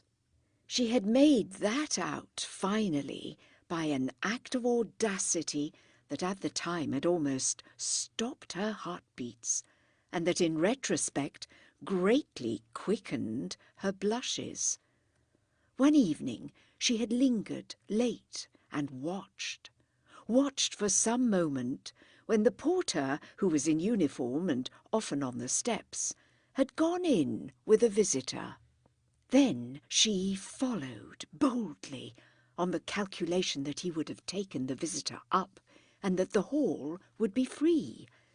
The hall was free, and the electric light played over the gilded and lettered board that showed the names and numbers of the occupants of the different floors. What she wanted looked straight at her. Captain Everard was on the third. It was as if, in the immense intimacy of this, they were, for the instant and the first time, face to face outside the cage. Alas, they were face to face but a second or two. She was whirled out on the wings of a panic fear that he might just then be entering or issuing. This fear was indeed, in her shameless deflections, never very far from her, and was mixed in the oddest way with depressions and disappointments. It was dreadful, as she trembled by, to run the risk of looking to him as if she basely hung about, and yet it was dreadful to be obliged to pass only at such moments as put an encounter out of the question. At the horrible hour of her first coming to Cocker's, he was always, it was to be hoped, snug in bed, and at the hour of her final departure he was, of course, she had such things all on her fingers' ends, dressing for dinner. We may let it pass that if she couldn't bring herself to hover till he was dressed, this was simply because such a process for such a person could only be terribly prolonged. When she went in the middle of the day to her own dinner, she had too little time to do anything but go straight, though it must be added that for a real certainty she would joyously have omitted the repast. She had made up her mind as to there being on the whole no decent pretext to justify her flitting casually past at 3 o'clock in the morning. That was the hour at which, if the Halfpenny novels were not all wrong, he probably came home for the night. She was therefore reduced to the vainest figuration of the miraculous meeting toward which 100 impossibilities would have to conspire. But if nothing was more impossible than the fact, nothing was more intense than the vision.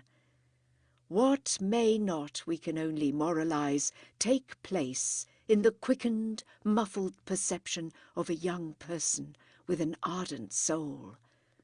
All our humble friend's native distinction, her refinement of personal grain, of heredity, of pride, took refuge in this small, throbbing spot. For when she was most conscious of the objection of her vanity, and the pitifulness of her little flutters and manoeuvres, then the consolation and the redemption were most sure to glow before her in some just discernible sign. He did like her. Chapter 13. He never brought Sissy back, but Sissy came one day, without him, as fresh as before from the hands of Marguerite, or only at the season's end a trifle less fresh. She was, however, distinctly less serene. She had brought nothing with her, and looked about with impatience for the forms and the place to write. The latter convenience at Cocker's was obscure and barely adequate, and her clear voice had the light note of disgust, which her lovers never showed, as she responded with a "There?"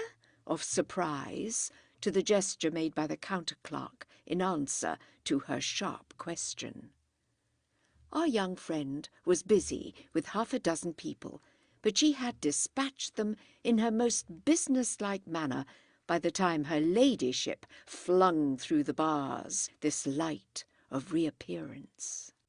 Then the directness with which the girl managed to receive the accompanying missive was the result of the concentration that had caused her to make the stamps fly during the few minutes occupied by the production of it. This concentration, in turn, may be described as the effect of the apprehension of imminent relief. It was 19 days, counted and checked off, since she had seen the object of her homage, and, as had he been in London, she should, with his habits, have been sure to see him often. She was now about to learn what other spot his presence might just then happen to sanctify, for she thought of them, the other spots, as ecstatically conscious of it, expressively happy in it. But gracious, how handsome was her ladyship, and what an added price it gave him that the air of intimacy he threw out should have flowed originally from such a source. The girl looked straight through the cage at the eyes and lips that must so often have been so near his own, looked at them with a strange passion that for an instant had the result of filling out some of the gaps, supplying the missing answers in his correspondence.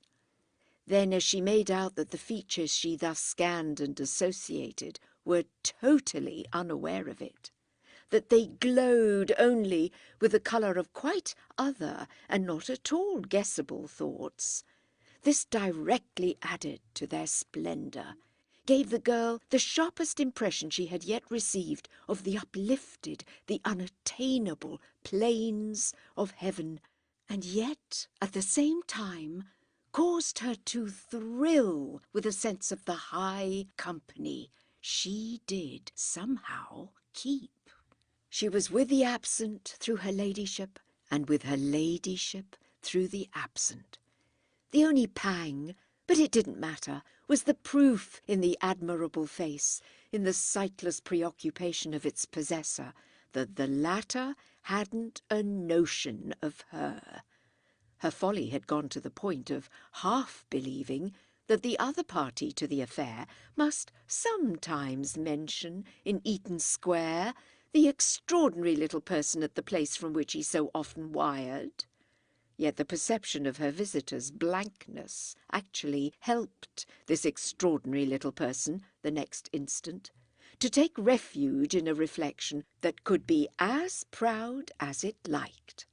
"How little she knows! How little she knows!" the girl cried to herself. For what did that show, after all, but that Captain Everard's telegraphic confidant was Captain Everard's charming secret? Our young friend's perusal of her ladyship's telegram was literally prolonged by a momentary daze.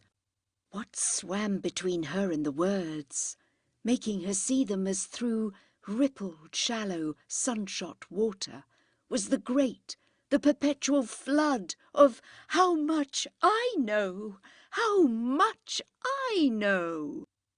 This produced a delay in her catching that on the face these words didn't give her what she wanted. though she was prompt enough with her remembrance that her grasp was half the time just of what was not on the face. Miss Dolman, Parade Lodge, Parade Terrace, Dover. Let him instantly know right one. Hôtel de France, Ostend.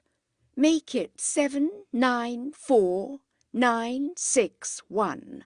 Wire me alternative Burfields. The girl slowly counted. Then he was at Ostend.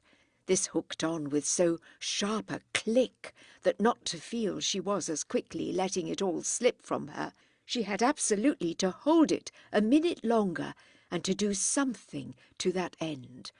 Thus it was that she did on this occasion what she never did, threw off a "reply paid" that sounded officious, but that she partly made up for by deliberately affixing the stamps and by waiting till she had done so to give change. She had, for so much coolness, the strength that she considered she knew all about Miss Dolman. Yes, paid. She saw all sorts of things in this reply, even to a small suppressed start of surprise at so correct an assumption, even to an attempt the next minute at a fresh air of detachment. How much with the answer? The calculation was not abstruse, but our intense observer required a moment more to make it, and this gave her ladyship time for a second thought. Oh, just wait. A white begemmed hand bared to write rose in sudden nervousness to the side of the wonderful face, which, with eyes of anxiety for the paper on the counter, she brought closer to the bars of the cage. I think I must alter a word. On this she recovered her telegram and looked over it again. But she had a new, an obvious trouble, and studied it without deciding, and with much of the effect of making our young woman watch her. This personage, meanwhile, at the sight of her expression, had decided on the spot. If she had always been sure they were in danger, her ladyship's expression was the best possible sign of it. There was a word wrong, but she had lost the right one, and much clearly depended on her finding it again. The girl, therefore, sufficiently estimating the affluence of customers and the distraction of Mr. Buckton and the counter-clerk, took the jump and gave it. Isn't it Cooper's?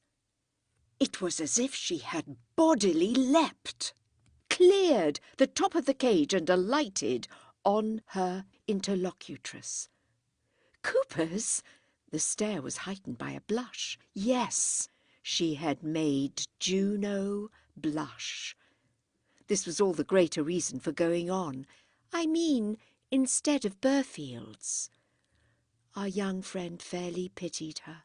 She had made her in an instant so helpless, and yet not a bit haughty nor outraged.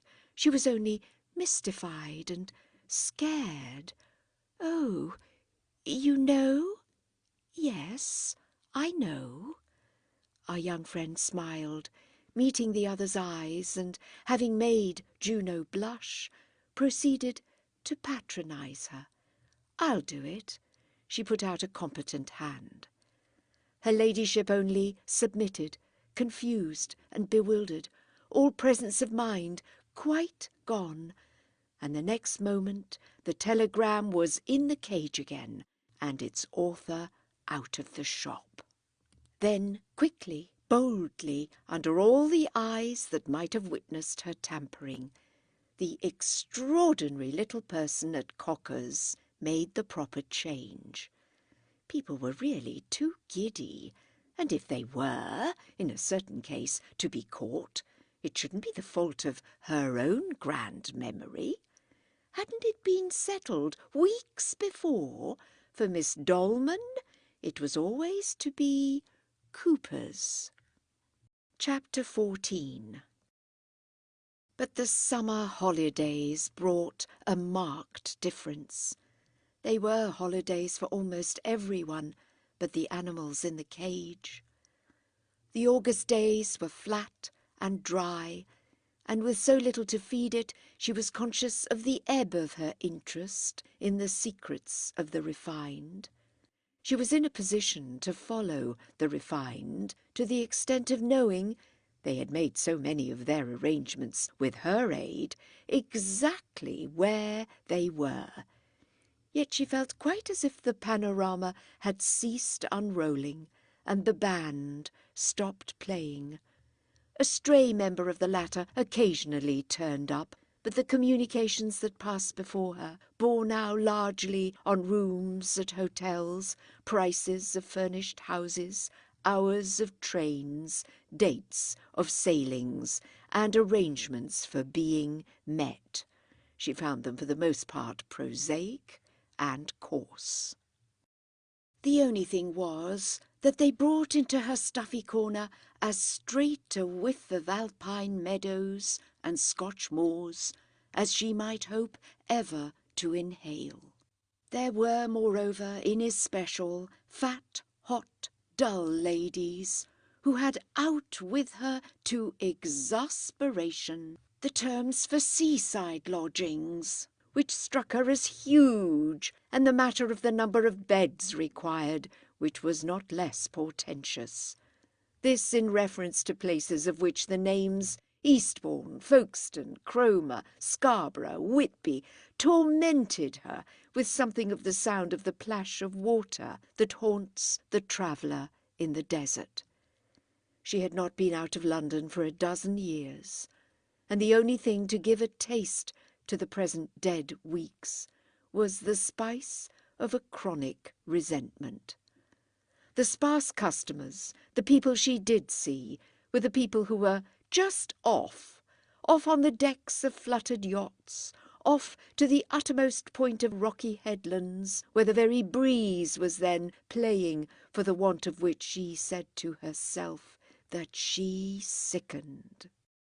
There was accordingly a sense in which, at such a period, the great differences of the human condition could press upon her more than ever, a circumstance drawing fresh force in truth from the very fact of the chance that at last, for a change, did squarely meet her, the chance to be off for a bit, almost as far as anybody.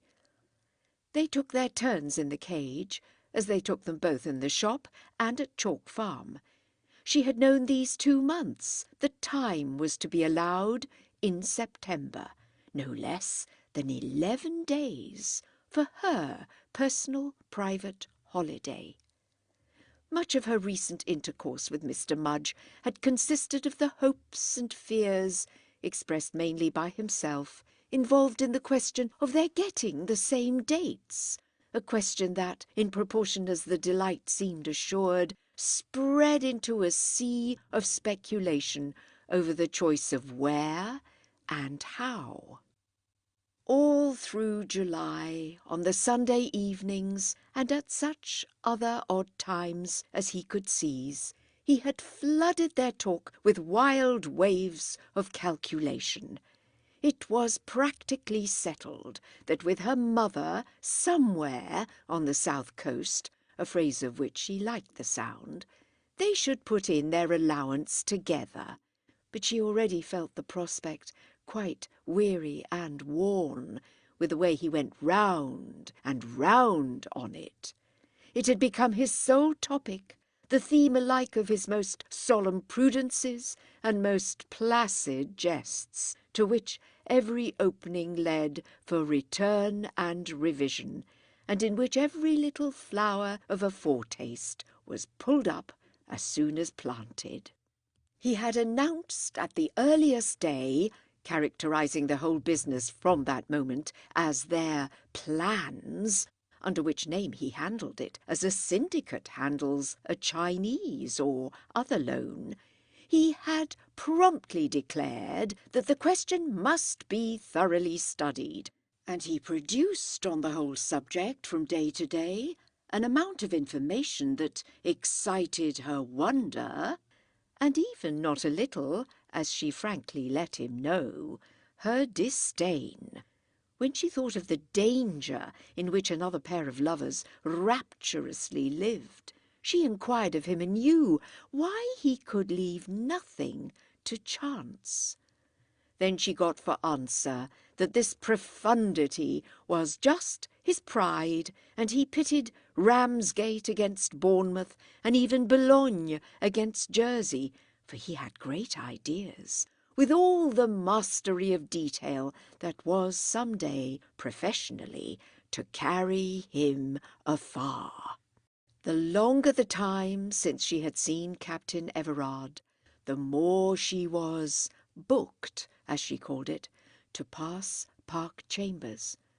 And this was the sole amusement that in the lingering August days and the twilights sadly drawn out, it was left her to cultivate.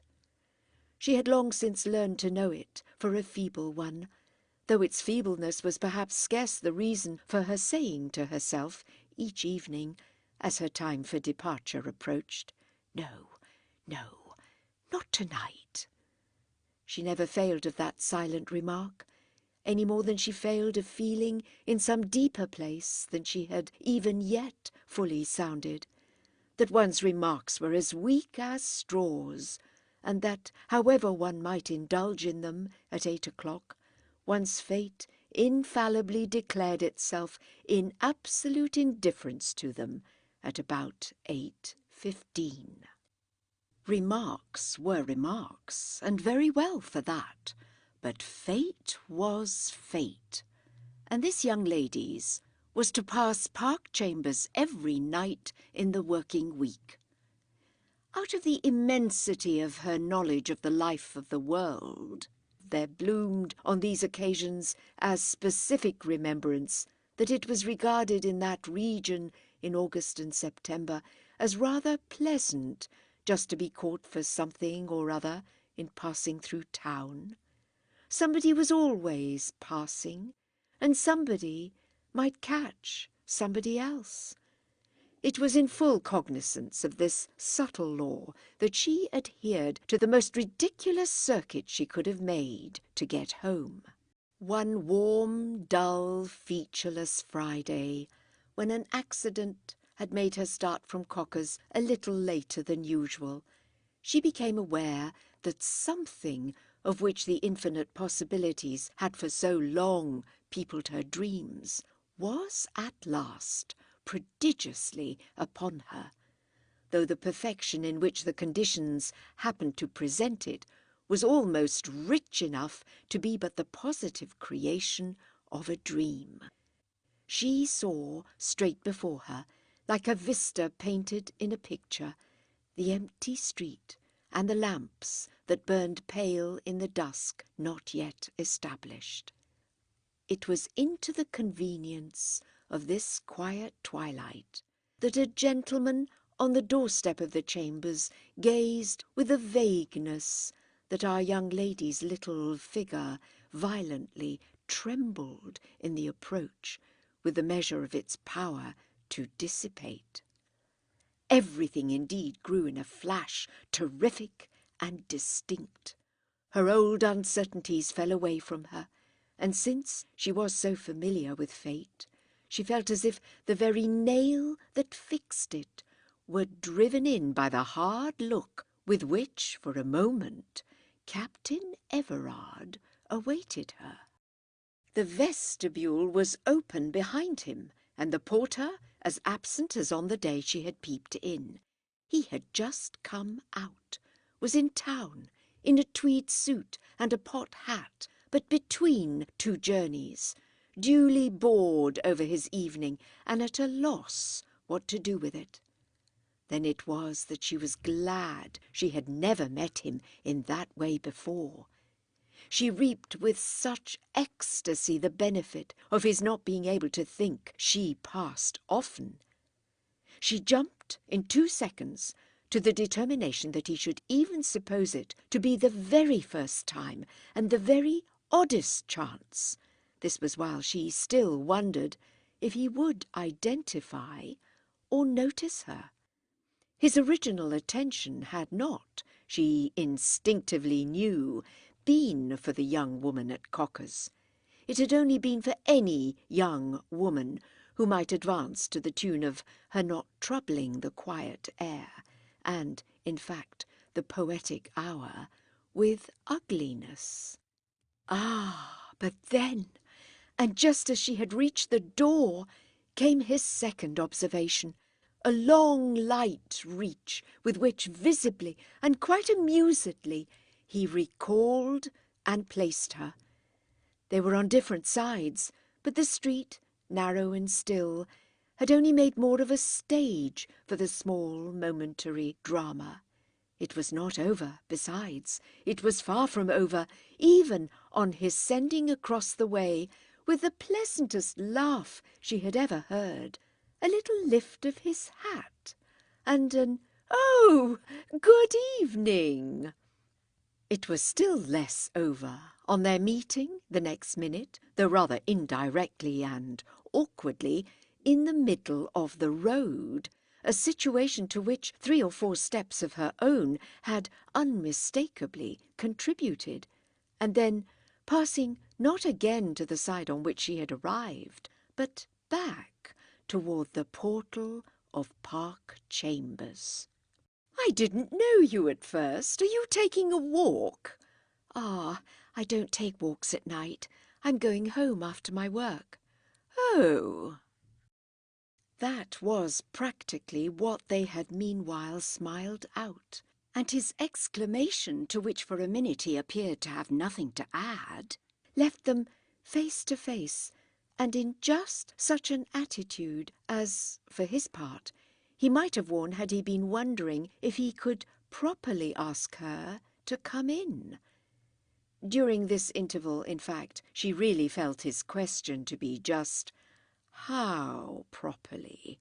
It was simply a question of the degree of properness. Chapter 15. She never knew afterwards quite what she had done to settle it, and at the time she only knew that they presently moved, with vagueness, yet with continuity, away from the picture of the lighted vestibule and the quiet stairs, and well up the street together. This also must have been in the absence of a definite permission, of anything vulgarly articulate, for that matter, on the part of either. And it was to be, later on, a thing of remembrance and reflection for her, that the limit of what just here for a longish minute passed between them was his taking in her thoroughly successful deprecation, though conveyed without pride or sound or touch, of the idea that she might be, out of the cage, the very shop-girl at large, that she hugged the theory she wasn't. Yes, it was strange, she afterwards thought, that so much could have come and gone, and yet not disfigured the dear little intense crisis, either with impertinence or with resentment, with any of the horrid notes of that kind of acquaintance.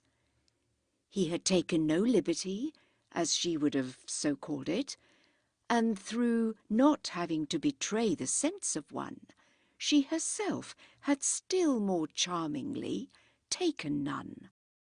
On the spot, nevertheless, she could speculate as to what it meant that if his relation with Lady Bradeen continued to be what her mind had built it up to, he should feel free to proceed with marked independence. This was one of the questions he was to leave her to deal with, the question whether people of his sort still asked girls up to their rooms when they were so awfully in love with other women.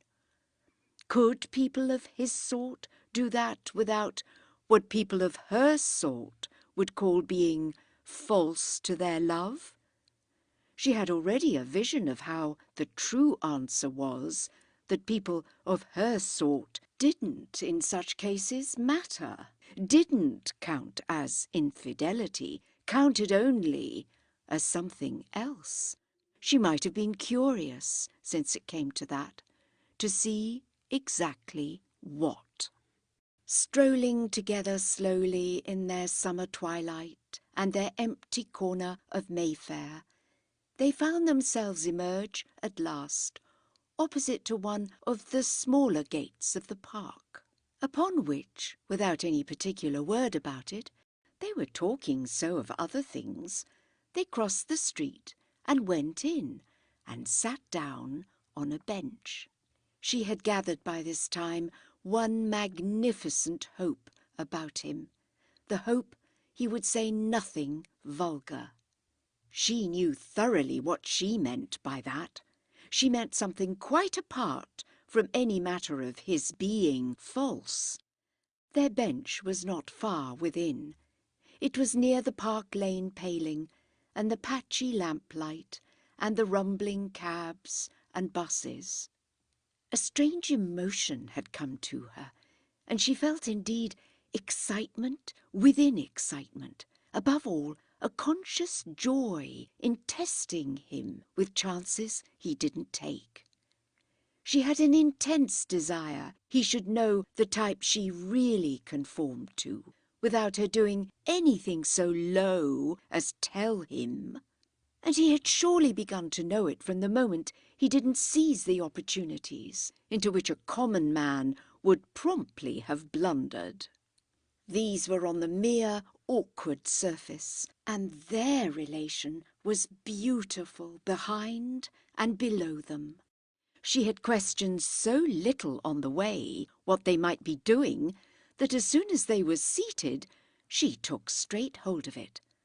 Her hours, her confinement, the many conditions of service in the post office had, with a glance at his own postal resources and alternatives, formed up to this stage the subject of their talk. "Well, here we are, and it may be right enough, but this isn't the least, you know, where I was going." "You were going home?" "Yes, and I was already rather late. I was going to my supper." "You haven't had it?" "No, indeed." "Then you haven't eaten?"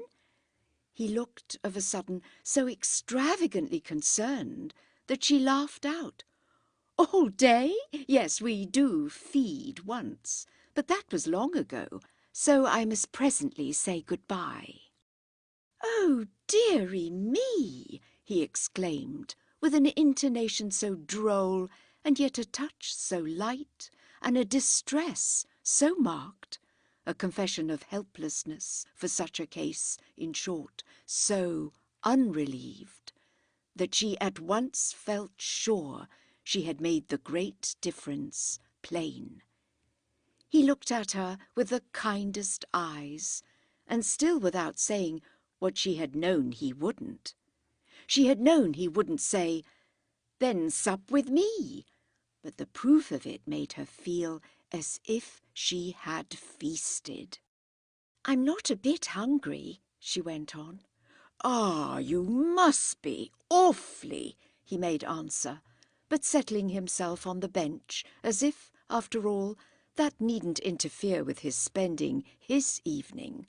"I've always quite wanted the chance to thank you for the trouble you so often take for me." "Yes, I know," she replied, uttering the words with a sense of the situation far deeper than any pretence of not fitting his allusion. She immediately felt him surprised, and even a little puzzled at her frank assent. But for herself, the trouble she had taken could only, in these fleeting minutes, they would probably never come back, be all there like a little hoard of gold in her lap. Certainly he might look at it, handle it, take up the pieces. Yet if he understood anything, he must understand all. "I consider you've already immensely thanked me." The horror was back upon her of having seemed to hang about for some reward. It's awfully odd you should have been there just the one time. The one time you've passed my place? Yes, you can fancy I haven't many minutes to waste. There was a place tonight I had to stop at. I see. He knew already so much about her work. It must be an awful grind for a lady. It is, but I don't think I groan over it any more than my companions. And you've seen they're not ladies, she mildly jested, but with an intention. One gets used to things, and there are employments I should have hated much more. She had the finest conception of the beauty of not at least boring him. To whine, to count up her wrongs, was what a barmaid or a shop girl would do, and it was quite enough to sit there like one of these. "If you had had another employment," he remarked after a moment, "we might never have become acquainted." "It's highly probable, and certainly not in the same way." Then, still with her heap of gold in her lap, and something of the pride of it in her manner of holding her head, she continued not to move. She only smiled at him. The evening had thickened now. The scattered lamps were red. The park, all before them, was full of obscure and ambiguous life. There were other couples on other benches whom it was impossible not to see, yet at whom it was impossible to look. "But I've walked so much out of my way with you, only just to show you that... With this she paused. It was not, after all, so easy to express. "That anything you may have thought is perfectly true." "Oh, I've thought a tremendous lot," her companion laughed. "Do you mind my smoking?" "Why should I? You always smoke there." "At your place? Oh, yes, but here it's different." "No," she said, as he lighted a cigarette. "That's just what it isn't. It's quite the same." "Well, then, that's because there it's so wonderful." "Then you're conscious of how wonderful it is?" she returned. He jerked his handsome head in literal protest at a doubt. "Why, that's exactly what I mean by my gratitude for all your trouble. It has been just as if you took a particular interest." She only looked at him by way of answer, in such sudden, headlong embarrassment, as she was quite aware that while she remained silent, he showed himself checked by her expression. "You have, haven't you, taken a particular interest?" "Oh, a particular interest," she quavered out, feeling the whole thing, her headlong embarrassment, get terribly the better of her, and wishing, with a sudden scare, all the more to keep her emotion down. She maintained her fixed smile a moment, and turned her eyes over the peopled darkness, unconfused now, because there was something much more confusing. This, with a fatal great rush, was simply the fact that they were thus together. They were near, and all she had imagined of that had only become more true, more dreadful and overwhelming.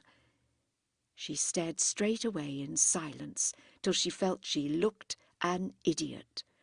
Then, to say something, to say nothing, she attempted a sound which ended in a flood of tears. Chapter 16.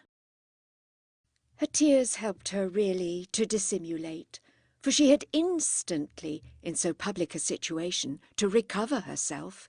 They had come and gone in half a minute, and she immediately explained them. "It's only because I'm tired. It's that. Then she added, a trifle incoherently, "I shall never see you again." "Ah, but why not?"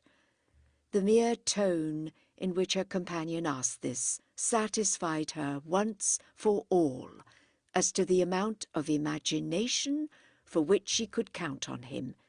It was naturally not large.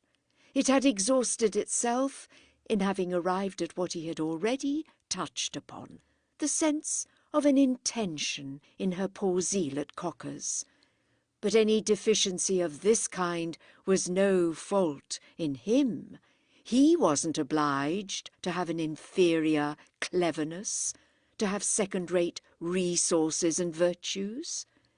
It had been as if he almost really believed she had simply cried for fatigue, and he accordingly put in some kind, confused plea. "You ought really to take something. Won't you have something or other somewhere?" To which she had made no response but a headshake of a sharpness that settled it.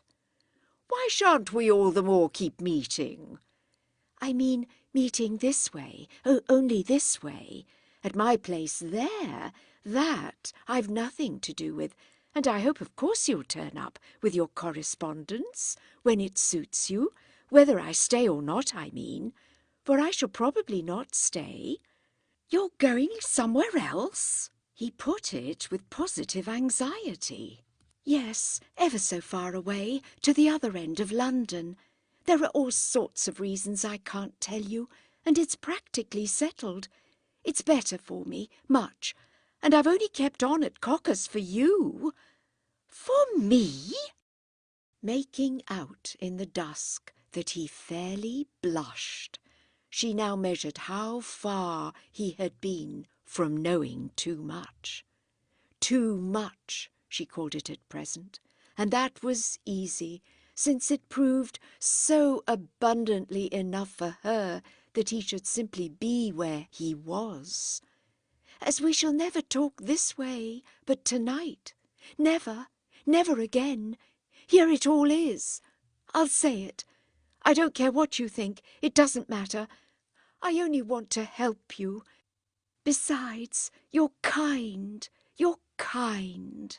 I've been thinking then of leaving for ever so long, but you've come so often at times, and you've had so much to do, and it has been so pleasant and interesting that I've remained.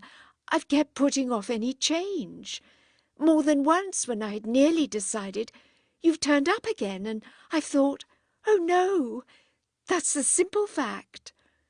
She had by this time got her confusion down so completely that she could laugh. "This is what I meant when I said to you just now that I knew. I've known perfectly that you knew I took trouble for you, and that knowledge has been for me, and I seem to see it was for you, as if there were something, I don't know what to call it, between us. I mean, something unusual and good and awfully nice, something not a bit horrid or vulgar." She had by this time, she could see, produced a great effect on him, but she would have spoken the truth to herself had she at the same moment declared that she didn't in the least care, all the more that the effect must be one of extreme perplexity. What in it all was visibly clear for him, nonetheless, was that he was tremendously glad he had met her. She held him, and he was astonished at the force of it. He was intent, immensely considerate. His elbow was on the back of the seat, and his head with the pot hat pushed quite back in a boyish way, so that she really saw, almost for the first time, his forehead and hair, rested on the hand into which he had crumpled his gloves. "Yes," he assented, "it's not a bit horrid or vulgar." She just hung fire a moment. Then she brought out the whole truth. "I'd do anything for you. I'd do anything for you." Never in her life had she known anything so high and fine as this. Just letting him have it, and bravely and magnificently leaving it. Didn't the place, the associations and circumstances perfectly make it sound what it wasn't? And wasn't that exactly the beauty? So she bravely and magnificently left it, and little by little she felt him take it up, take it down, as if they had been on a satin sofa in a boudoir. She had never seen a boudoir, but there had been lots of boudoirs in the telegrams. What she had said at all events sank into him, so that after a minute he simply made a movement that had the result of placing his hand on her own. Presently, indeed, that of her feeling herself firmly enough grasped. There was no pressure she need return. There was none she need decline. She just sat admirably still, satisfied for the time with the surprise and bewilderment of the impression she made on him. His agitation was even greater, on the whole, than she had at first allowed for. "I say, you know, you mustn't think of leaving," he at last broke out. "Of leaving Cockers, you mean?" "Yes, you must stay on there, whatever happens, and help a fellow." She was silent a little, partly because it was so strange and exquisite to feel him watch her as if it really mattered to him, and he were almost in suspense. "Then you have quite recognised what I've tried to do?" she asked. "Why, wasn't that exactly what I dashed over from my door just now to thank you for?" "Yes, so you said." "And don't you believe it?" She looked down a moment at his hand, which continued to cover her own, whereupon he presently drew it back, rather restlessly folding his arms. Without answering his question, she went on. "Have you ever spoken of me?" "Spoken of you?" "Of my being there, of my knowing, and that sort of thing." "Oh, never to a human creature," he eagerly declared. She had a small drop at this, which was expressed in another pause, and she then returned to what he had just asked her. "Oh, yes, I quite believe you like it, my always being there, and our taking things up so familiarly and successfully, if not exactly where we left them," she laughed, "almost always, at least, at an interesting point." He was about to say something in reply to this, but her friendly gaiety was quicker. "You want a great many things in life, a great many comforts and helps and luxuries. You want everything as pleasant as possible. Therefore, so far as it's in the power of any particular person to contribute to all that—" She had turned her face to him, smiling, just thinking. "Oh, see here!" But he was highly amused. "Well, what then?" he inquired, as if to humour her. "Why, the particular person must never fail. We must manage it for you somehow." He threw back his head, laughing out. He was really exhilarated. "Oh, yes, somehow." "Well, I think we each do, don't we? In one little way and another, and according to our limited lights. I'm pleased at any rate for myself that you are, for I assure you I've done my best." "You do better than anyone."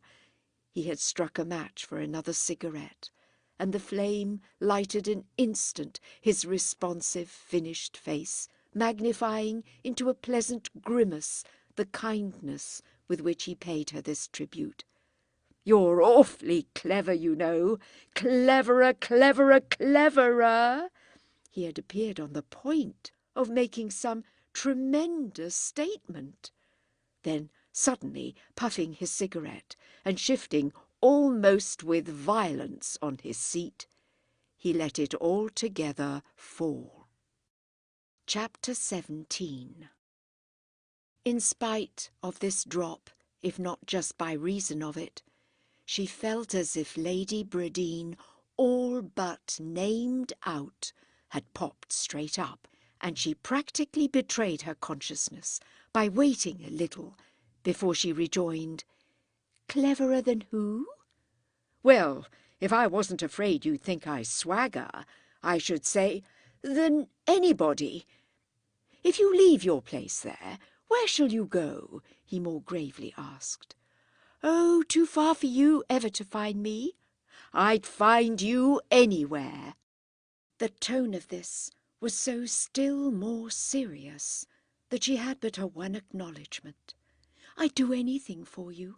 I'd do anything for you," she repeated. She had already, she felt, said it all. So what did anything more, anything less matter? That was the very reason, indeed, why she could, with a lighter note, ease him generously of any awkwardness produced by solemnity, either his own or hers. "Of course, it must be nice for you to be able to think there are people all about who feel in such a way." In immediate appreciation of this, however, he only smoked without looking at her. "But you don't want to give up your present work," he at last threw out. "I mean, you will stay in the post office." "Oh, yes, I think I've a genius for that." "Rather. No one can touch you." With this he turned more to her again. "But you can get, with a move, greater advantages?" "I can get in the suburbs cheaper lodgings. I live with my mother. We need some space. There's a particular place that has other inducements." He just hesitated. "Where is it?" "Oh, quite out of your way. You'd never have time." "But I tell you I'd go anywhere. Don't you believe it?" "Yes, for once or twice. But you'd soon see it wouldn't do for you." He smoked and considered, seemed to stretch himself a little and, with his legs out, surrender himself comfortably. "Well, well, well, I believe everything you say. I take it from you. Anything you like, in the most extraordinary way." It struck her certainly, and almost without bitterness, that the way in which she was already, as if she had been an old friend, arranging for him and preparing the only magnificence she could muster, was quite the most extraordinary. Don't go," he presently went on. "I shall miss you too horribly." "So that you just put it to me as a definite request?" Oh, how she tried to divest this of all sound of the hardness of bargaining. That ought to have been easy enough, for what was she arranging to get? Before he could answer, she had continued. "To be perfectly fair, I should tell you, I recognise at Cocker's certain strong attractions. All you people come. I like all the horrors." "The horrors?" "Those you all, you know, the set I mean, your set, show me with as good a conscience as if I had no more feeling than a letterbox." He looked quite excited at the way she put it. "Oh, they don't know." "Don't know I'm not stupid. No, how should they?" "Yes, how should they?" said the captain sympathetically. "But isn't horrors rather strong?" "What you do is rather strong," the girl promptly returned. "What I do?" "Your extravagance, your selfishness, your immorality, your crimes," she pursued, without heeding his expression. "I say!" Her companion showed the queerest stare. "I like them, as I tell you. I revel in them. But we needn't go into that," she quietly went on. "For all I get out of it is the harmless pleasure of knowing. I know, I know, I know." She breathed it ever so gently. "Yes, that's what has been between us," he answered, much more simply. She could enjoy his simplicity in silence, and for a moment she did so. "If I do stay because you want it, and I'm rather capable of that, there are 2 or 3 things I think you ought to remember. One is, you know, that I'm there sometimes for days and weeks together without your ever coming." "Oh, I'll come every day," he honestly cried. She was on the point, at this, of imitating with her hand his movement of shortly before, but she checked herself, and there was no want of effect in her soothing substitute. "How can you? How can you?" He had too manifestly only to look at it there, in the vulgarly animated gloom, to see that he couldn't. And at this point, by the mere action of his silence, everything they had so definitely not named, the whole presence round which they had been circling, became part of their reference, settled in solidly between them. It was as if then, for a minute, they sat and saw it all in each other's eyes, saw so much that there was no need of a pretext for sounding it at last. "Your danger, your danger." Her voice indeed trembled with it, and she could only for the moment again leave it so. During this moment he leaned back on the bench, meeting her in silence and with a face that grew more strange. It grew so strange that after a further instant she got straight up. She stood there as if their talk were now over, and he just sat and watched her. It was as if now, owing to the 3rd person they had brought in, they must be more careful, so that the most he could finally say was, "That's where it is." "That's where it is," the girl as guardedly replied. He sat still, and she added, "I won't give you up. Goodbye." "Goodbye?" he appealed, but without moving. "I don't quite see my way, but I won't give you up," she repeated. "There, goodbye." It brought him with a jerk to his feet, tossing away his cigarette. His poor face was flushed. "See here, see here." "No, I won't, but I must leave you now," she went on, as if not hearing him. "See here, he tried from the bench to take her hand again, but that definitely settled it for her. This would, after all, be as bad as his asking her to supper. "You mustn't come with me. No, no." He sank back, quite blank, as if she had pushed him. "I mayn't see you home? No, no, let me go." He looked almost as if she had struck him, but she didn't care, and the manner in which she spoke, it was literally as if she were angry, had the force of a command. "Stay where you are." See here, he nevertheless pleaded.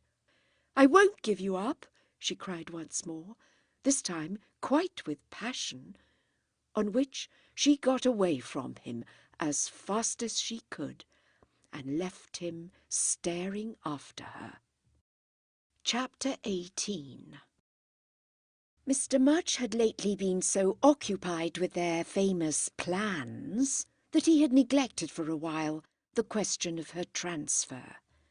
But down at Bournemouth, which had found itself selected as the field of their recreation by a process consisting, it seemed, exclusively of innumerable pages of the neatest arithmetic in a very greasy but most orderly little pocket-book, the distracting possible melted away.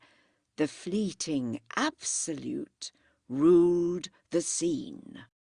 The plans, hour by hour, were simply superseded, and it was much of a rest to the girl as she sat on the pier and overlooked the sea and the company, to see them evaporate in rosy fumes, and to feel that from moment to moment there was less left to cipher about.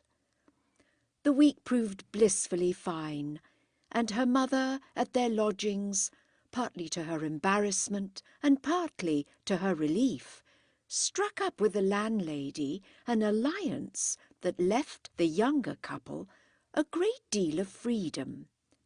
This relative took her pleasure of a week at Bournemouth in a stuffy back kitchen and endless talks, to that degree even that Mr. Mudge himself, habitually inclined indeed to a scrutiny of all mysteries, and to seeing, as he sometimes admitted, too much in things, made remarks on it as he sat on the cliff with his betrothed, or on the decks of steamers that conveyed them close-packed items in terrific totals of enjoyment to the Isle of Wight and the Dorset coast.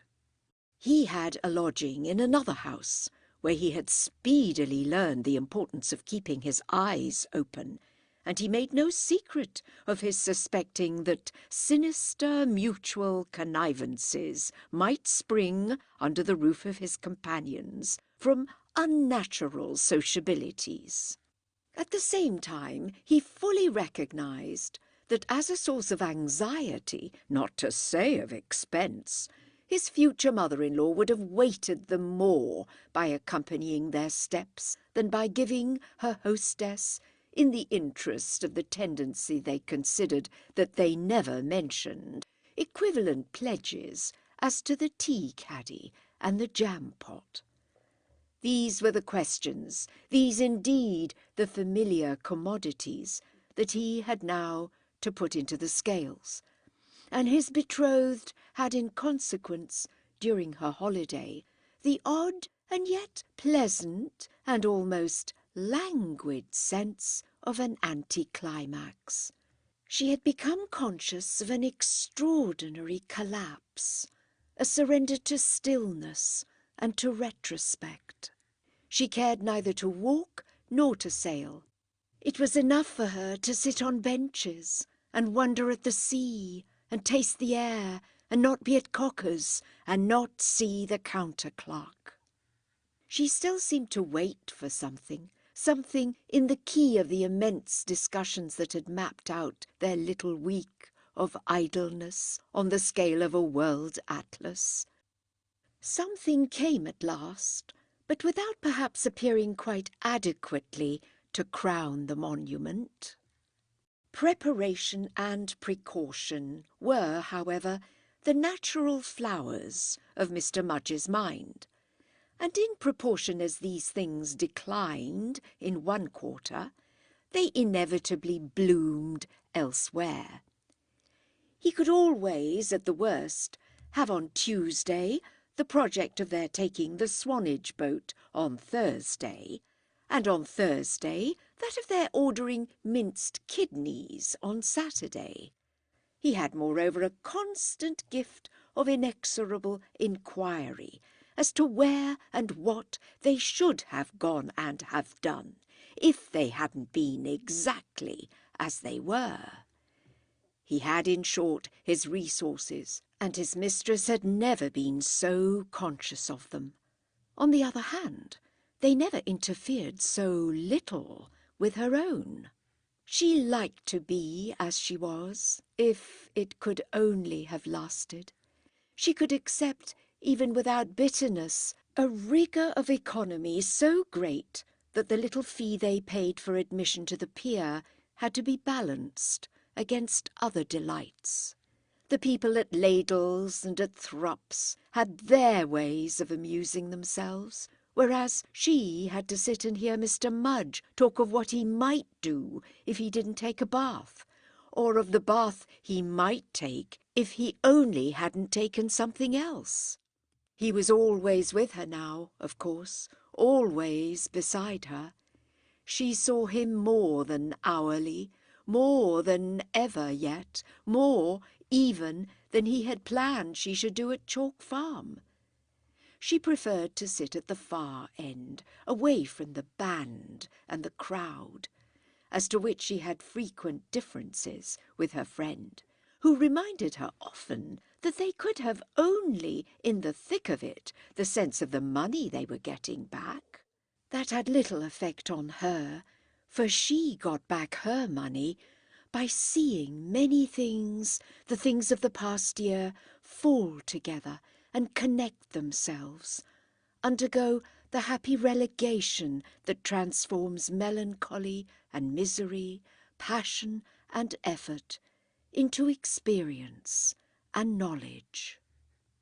She liked having done with them, as she assured herself she had practically done, and the strange thing was that she neither missed the procession now nor wished to keep her place for it.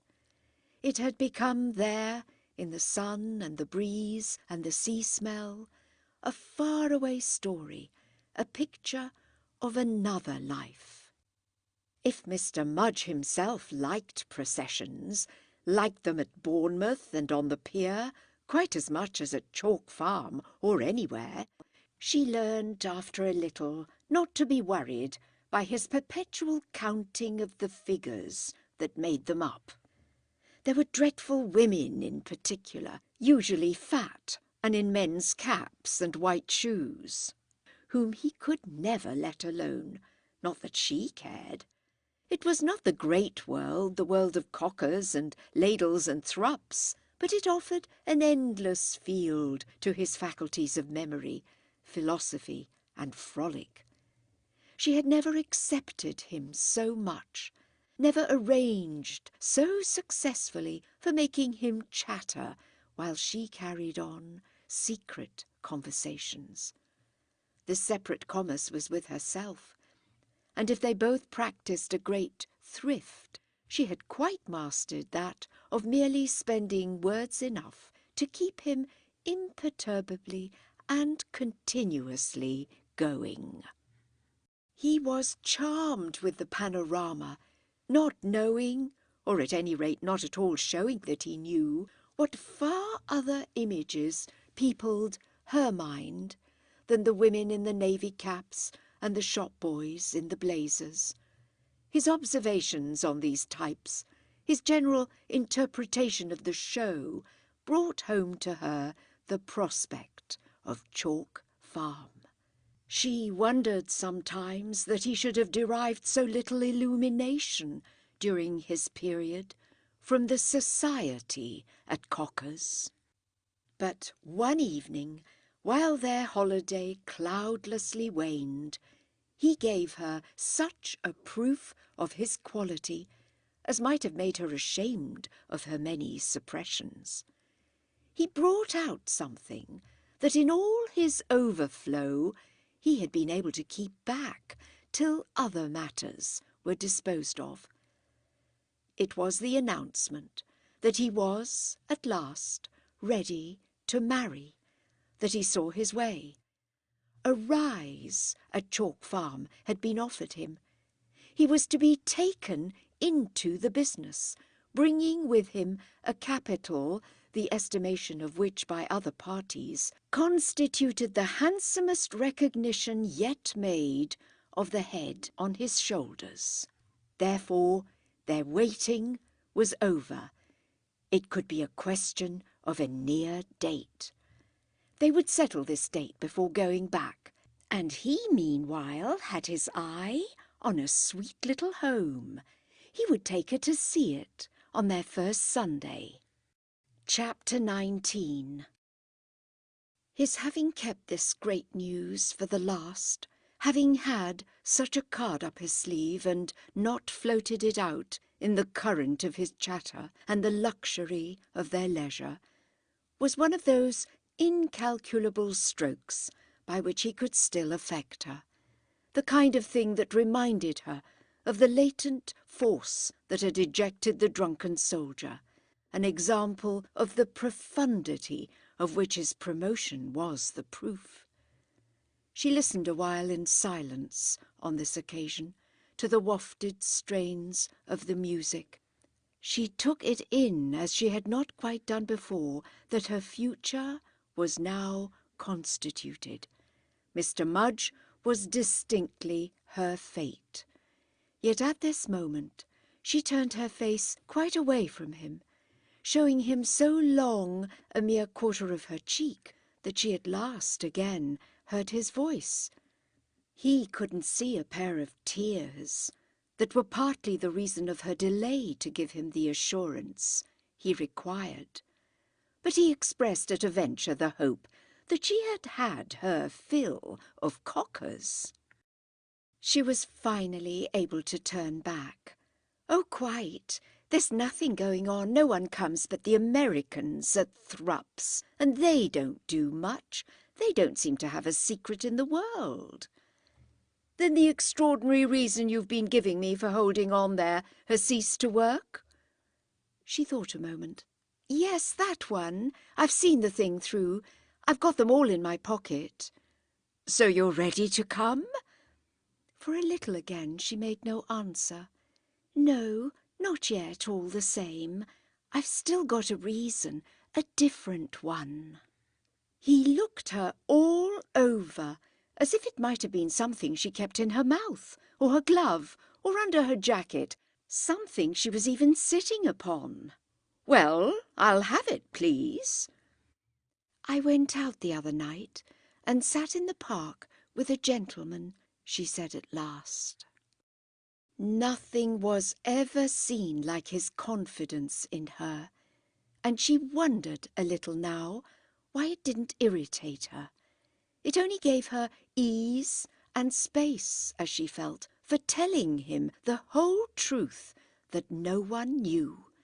It had arrived at present at her really wanting to do that, and yet to do it not in the least for Mr. Mudge, but altogether and only for herself.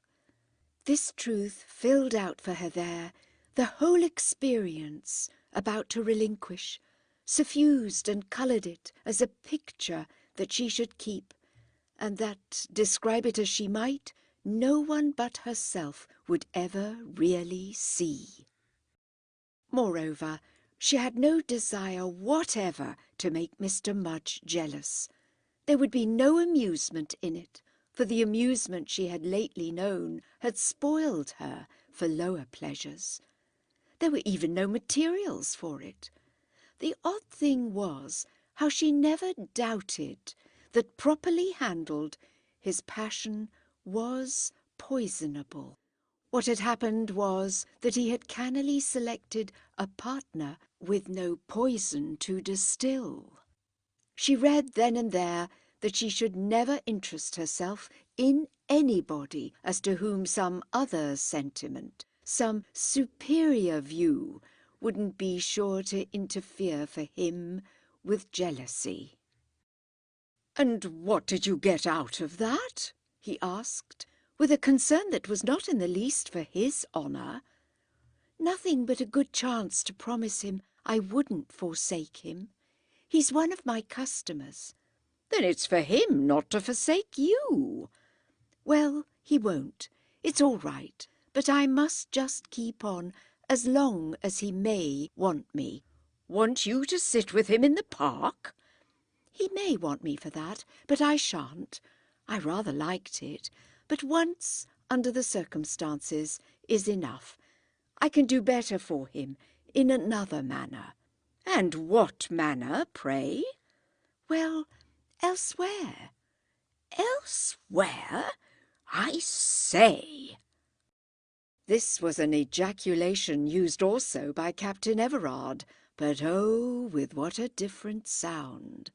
"You needn't say. There's nothing to be said, and yet you ought perhaps to know."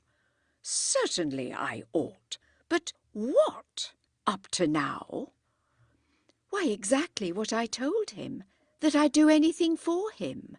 "What do you mean by anything?" "Everything."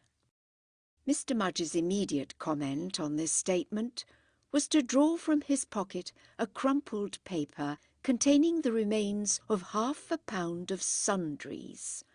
These sundries, had figured conspicuously in his prospective sketch of their tour, but it was only at the end of 3 days that they had defined themselves unmistakably as chocolate creams.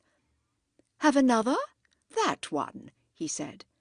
She had another, but not the one he indicated, and then he continued, "What took place afterwards?" "Afterwards? What did you do when you had told him you'd do everything?" "I simply came away." "Out of the park?" "Yes, leaving him there. I didn't let him follow me." "Then what did you let him do?" "I didn't let him do anything." Mr. Mudge considered an instant. "Then what did you go there for?" His tone was even slightly critical. "I didn't quite know at the time. It was simply to be with him, I suppose, just once. He's in danger, and I wanted him to know I know it.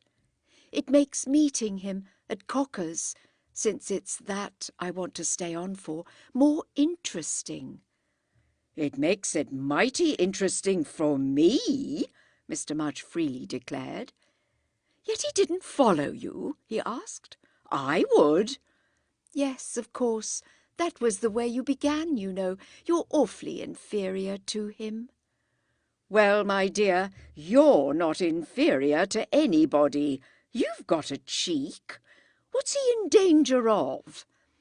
"Of being found out. He's in love with a lady, and it isn't right. And I've found him out." "That'll be a lookout for me," Mr. Mudge joked. "You mean she has a husband?" "Never mind what she has. They're in awful danger. But his is the worst, because he's in danger from her too." "Like me from you, the woman I love? If he's in the same funk as me—" "He's in a worse one. He's not only afraid of the lady, he's afraid of other things." Mr. Mudge selected another chocolate cream. "Well, I'm only afraid of one. But how in the world can you help this party?" "I don't know. Perhaps not at all. But so long as there's a chance—" "You won't come away?" "No, you've got to wait for me." Mr. Mudge enjoyed what was in his mouth. "And what will he give you?" "Give me? "If you do help him?" Nothing. Nothing in all the wide world." "Then what will he give me?" Mr. Mudge inquired. "I mean, for waiting." The girl thought a moment. Then she got up to walk. "He never heard of you," she replied. "You haven't mentioned me." "We never mention anything. What I've told you is just what I've found out." Mr. Mudge, who had remained on the bench, looked up at her. She often preferred to be quiet when he proposed to walk, but now that he seemed to wish to sit, she had a desire to move. "But you haven't told me what he has found out." She considered her lover. "He'd never find you, my dear." Her lover, still on his seat, appealed to her in something of the attitude in which she had last left Captain Everard. But the impression was not the same. "Then where do I come in?" "You don't come in at all. That's just the beauty of it." And with this she turned to mingle with the multitude collected round the band. Mr. Mudge presently overtook her and drew her arm into his own with a quiet force that expressed the serenity of possession, in consonance with which it was only when they parted for the night at her door that he referred again to what she had told him. "Have you seen him since?" "Since the night in the park? No, not once." "Oh, what a cad!" said Mr. Mudge. Chapter 20.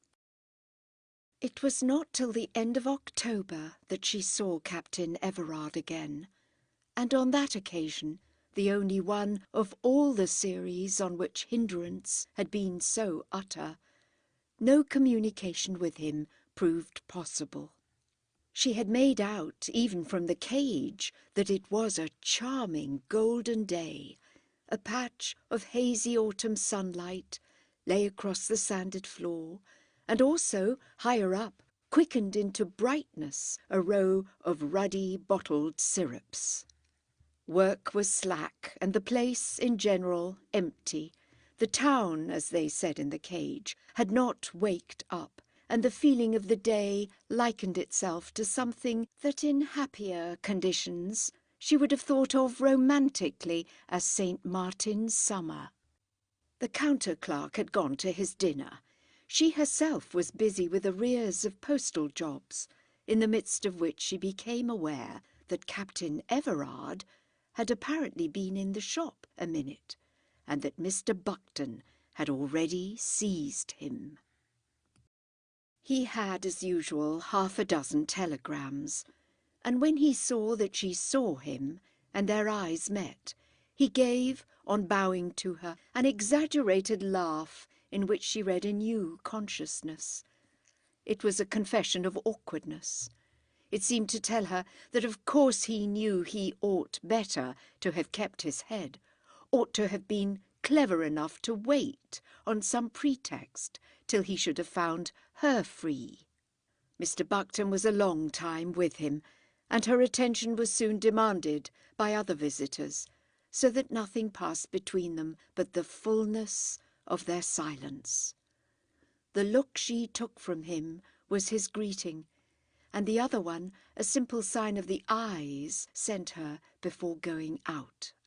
The only token they exchanged, therefore, was his tacit assent to her wish that since they couldn't attempt a certain frankness, they should attempt nothing at all. This was her intense preference. She could be as still and cold as anyone when that was the sole solution. Yet, more than any contact hitherto achieved, these counted instants struck her as marking a step. They were built so, just in the mere flash, on the recognition of his now definitely knowing what it was she would do for him. The anything, anything she had uttered in the park went to and fro between them and under the poked-out china that interposed. It had all at last even put on the air of their not needing now, clumsily, to manoeuvre to converse. Their former little postal make-believes, the intense implications of questions and answers and change, had become, in the light of the personal fact of their having had their moment, a possibility comparatively poor. It was as if they had met for all time. It exerted on their being, in presence again, an influence so prodigious. When she watched herself, in the memory of that night, walk away from him, as if she were making an end, she found something too pitiful in the primness of such a gait. Hadn't she precisely established on the part of each a consciousness that could end only with death? It must be admitted that in spite of this brave margin, an irritation, after he had gone, remained with her, a sense that presently became one with a still sharper hatred of Mr. Buckton, who on her friend's withdrawal had retired with the telegrams to the sounder and left her the other work. She knew indeed she should have a chance to see them when she would on file, and she was divided as the day went on between the two impressions of all that was lost and all that was reasserted. What beset her above all, and as she had almost never known it before, was the desire to bound straight out, to overtake the autumn afternoon before it passed away for ever, and hurry off to the park, and perhaps be with him there again, on a bench. It became for an hour a fantastic vision with her, that he might just have gone to sit and wait for her. She could almost hear him through the tick of the sounder scatter with his stick in his impatience the fallen leaves of October. Why should such a vision seize her at this particular moment with such a shake? There was a time from 4 to 5 when she could have cried with happiness and rage. Business quickened, it seemed, toward 5, as if the town did wake up. She had therefore more to do, and she went through it with little sharp stampings and jerkings. She made the crisp postal orders fairly snap while she breathed to herself, "It's the last day, the last day." The last day of what? She couldn't have told.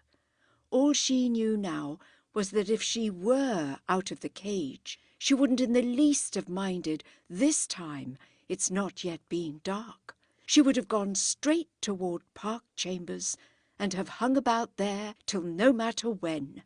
She would have waited, stayed, rung, asked, have gone in, sat on the stairs. What the day was the last of was probably, to her strained inner sense, the group of golden ones, of any occasion for seeing the hazy sunshine slant at that angle into the smelly shop, of any range of chances for his wishing still to repeat to her the 2 words she had in the park scarcely let him bring out. "See here, see here." The sound of these 2 words had been with her perpetually, but it was in her ears today without mercy, with a loudness that grew and grew. What was it they then expressed? What was it he had wanted her to see? She seemed, whatever it was, perfectly to see it now. To see that if she should just chuck the whole thing, should have a great and beautiful courage, he would somehow make everything up to her. When the clock struck 5, she was on the very point of saying to Mr. Buckton that she was deadly ill and rapidly getting worse. This announcement was on her lips, and she had quite composed the pale, hard face she would offer him. "I can't stop. I must go home. If I feel better later on, I'll come back. I'm very sorry, but I must go." At that instant, Captain Everard once more stood there, producing in her agitated spirit, by his real presence, the strangest, quickest revolution.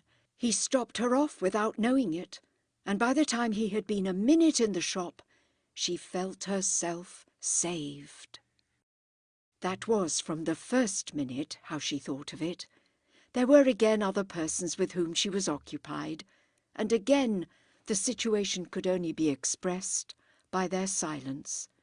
It was expressed, of a truth, in a larger phrase than ever yet, for her eyes now spoke to him with a kind of supplication.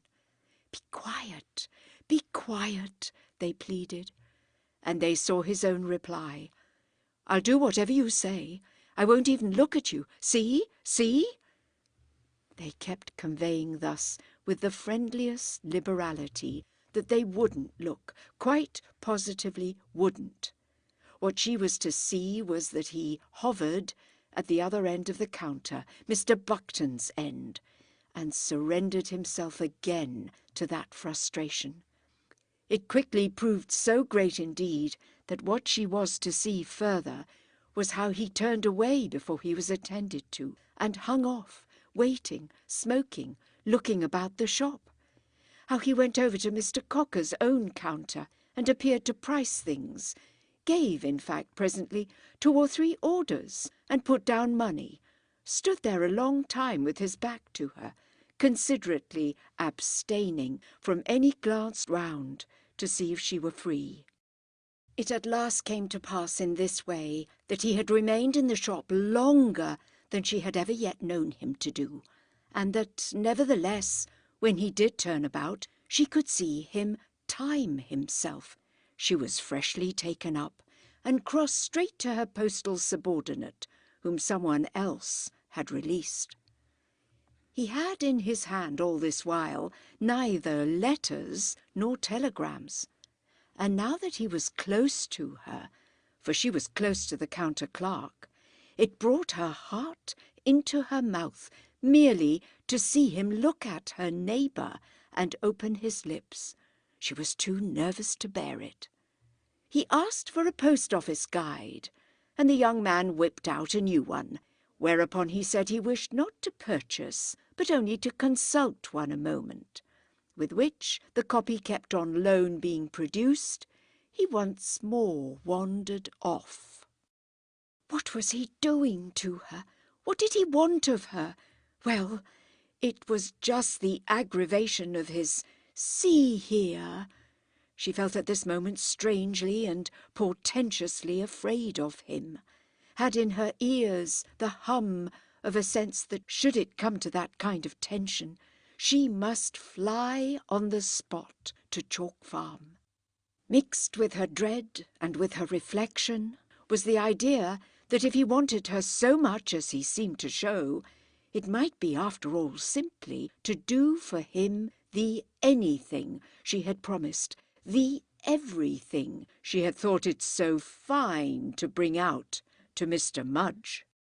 He might want her to help him, might have some particular appeal, though indeed his manner didn't denote that, denoted, on the contrary, an embarrassment, an indecision, something of a desire not so much to be helped as to be treated rather more nicely than she had treated him the other time.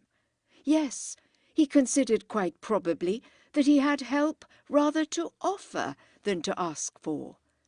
Still, nonetheless, when he again saw her free, he continued to keep away from her. When he came back with his guide, it was Mr. Buckton he caught. It was from Mr. Buckton he obtained 1/2 crown's worth of stamps. After asking for the stamps, he asked, quite as a second thought, for a postal order for 10 shillings. What did he want with so many stamps when he wrote so few letters? How could he enclose a postal order in a telegram? She expected him the next thing to go into the corner and make up one of his telegrams, 6 of them, on purpose to prolong his presence. She had so completely stopped looking at him that she could only guess his movements, guess even where his eyes rested. Finally, she saw him make a dash that might have been toward the nook where the forms were hung, and at this she suddenly felt that she couldn't keep it up. The counter-clerk had just taken a telegram from a slavey, and to give herself something to cover her, she snatched it out of his hand. The gesture was so violent that he gave her in return an odd look, and she also perceived that Mr. Buckton noticed it. The latter personage, with a quick stare at her, appeared for an instant to wonder whether his snatching it in his turn mightn't be the thing she would least like, and she anticipated this practical criticism by the frankest glare she had ever given him. It sufficed.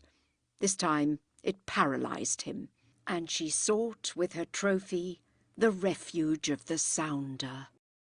Chapter 21. It was repeated the next day. It went on for 3 days, and at the end of that time she knew what to think. When at the beginning she had emerged from her temporary shelter, Captain Everard had quitted the shop, and he had not come again that evening, as it had struck her he possibly might all the more easily that there were numberless persons who came, morning and afternoon, numberless times, so that he wouldn't necessarily have attracted attention. The second day it was different, and yet on the whole worse. His access to her had become possible. She felt herself even reaping the fruit of her yesterday's glare at Mr. Buckton. But transacting his business with him didn't simplify. It could, in spite of the rigour of circumstance, feed so her new conviction. The rigour was tremendous, and his telegrams, not now mere pretexts for getting at her, were apparently genuine. Yet the conviction had taken but a night to develop.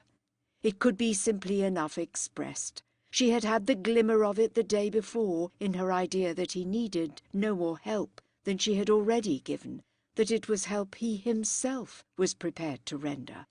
He had come up to town but for 3 or 4 days. He had been absolutely obliged to be absent after the other time. Yet he would, now that he was face to face with her, stay on as much longer as she liked. Little by little it was thus clarified, though from the first flash of his reappearance she had read into it the real essence. That was what the night before at 8 o'clock, her hour to go, had made her hang back and dawdle. She did last things, or pretended to do them. To be in the cage had suddenly become her safety, and she was literally afraid of the alternate self who might be waiting outside. He might be waiting. It was he who was her alternate self, and of him she was afraid. The most extraordinary change had taken place in her from the moment of her catching the impression he seemed to have returned on purpose to give her. Just before she had done so, on that bewitched afternoon, she had seen herself approach without a scruple the porter at Park Chambers. Then, as the effect of the rush of a consciousness quite altered, she had, on at last quitting Cocker's, gone straight home for the first time since her return from Bournemouth. She had passed his door every night for weeks, but nothing would have induced her to pass it now. This change was the tribute of her fear, the result of a change in himself, as to which she needed no more explanation than his mere face vividly gave her. Strange though it was to find an element of deterrence in the object that she regarded as the most beautiful in the world. He had taken it from her in the park that night that she wanted him not to propose to her to sup. But he had put away the lesson by this time. He practically proposed supper every time he looked at her. This was what, for that matter, mainly filled the 3 days. He came in twice on each of these, and it was as if he came in to give her a chance to relent. That was, after all, she said to herself in the intervals, the most that he did. There were ways, she fully recognized, in which he spared her, and other particular ways as to which she meant that her silence should be full to him of exquisite pleading. The most particular of all was his not being outside at the corner when she quitted the place for the night. This he might so easily have been, so easily, if he hadn't been so nice.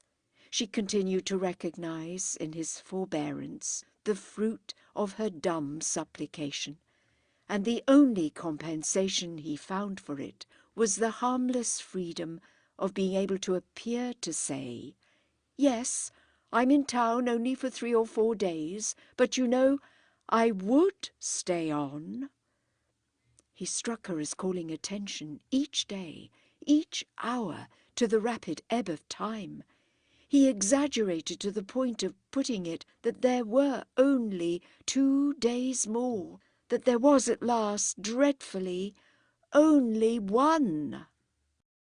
There were other things still that he struck her as doing with a special intention, as to the most marked of which, unless indeed it were the most obscure, she might well have marvelled that it didn't seem to her more horrid.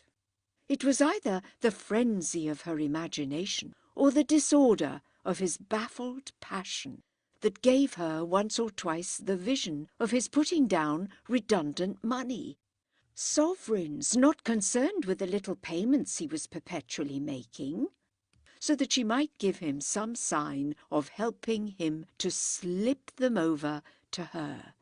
What was most extraordinary in this impression was the amount of excuse that with some incoherence she found for him. He wanted to pay her because there was nothing to pay her for. He wanted to offer her things he knew she wouldn't take. He wanted to show her how much he respected her by giving her the supreme chance to show him she was respectable. Over the driest transactions, at any rate, their eyes had out these questions.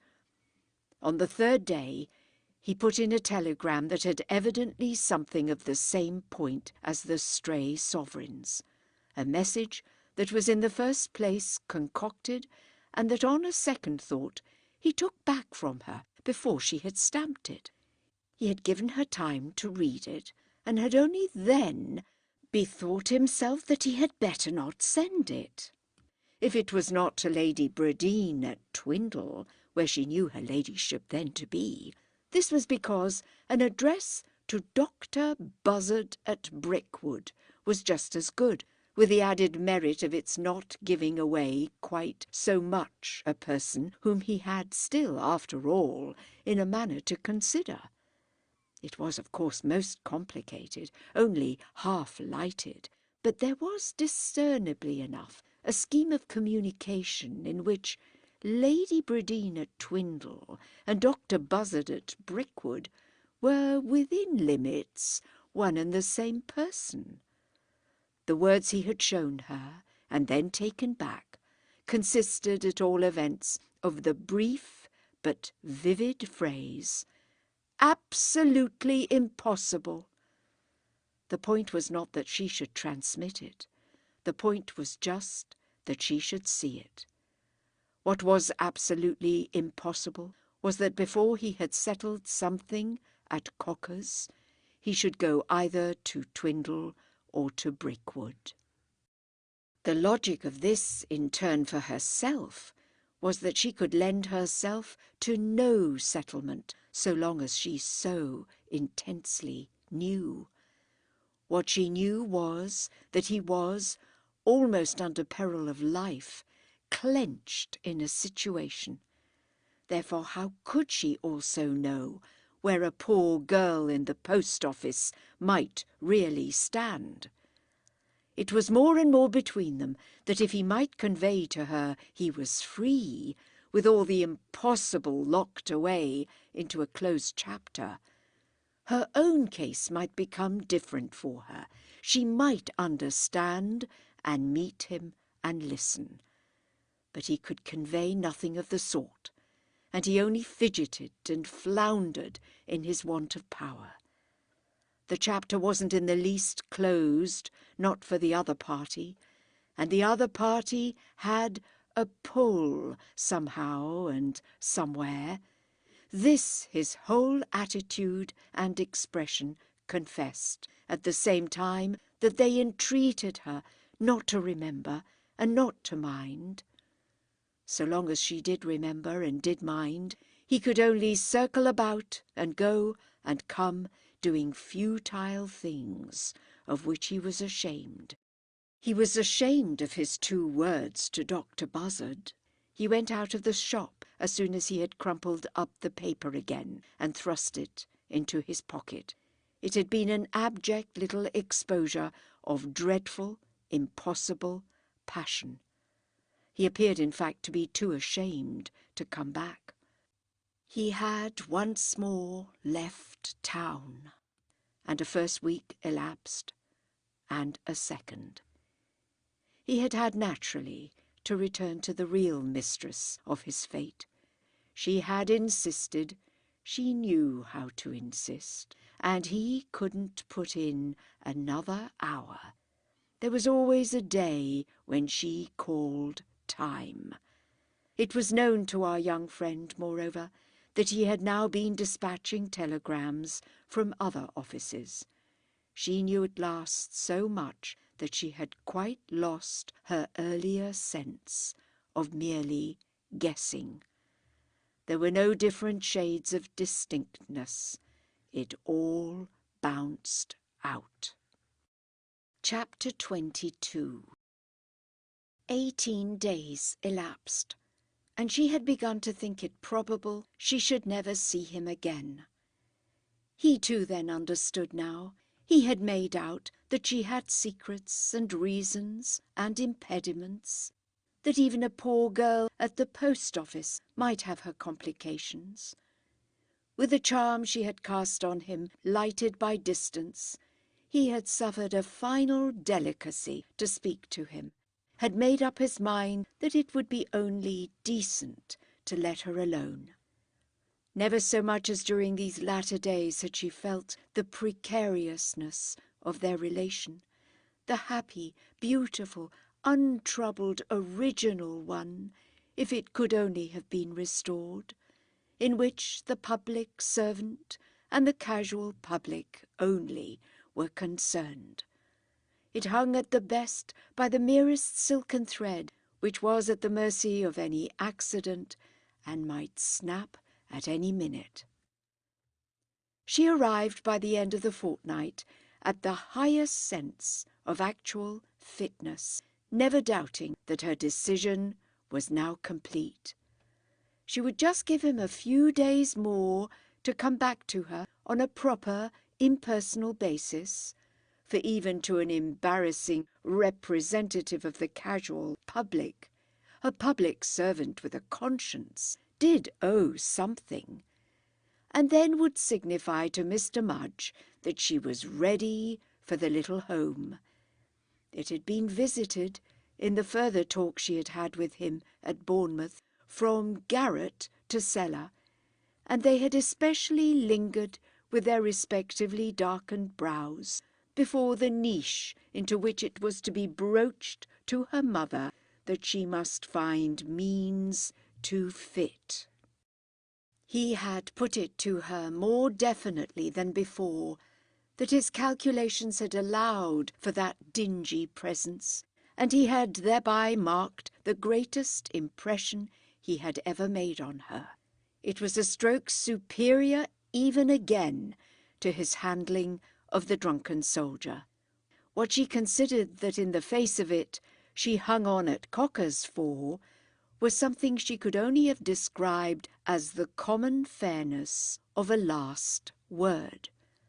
Her actual last word had been, till it should be superseded, that she wouldn't forsake her other friend, and it stuck to her through thick and thin that she was still at her post and on her honour.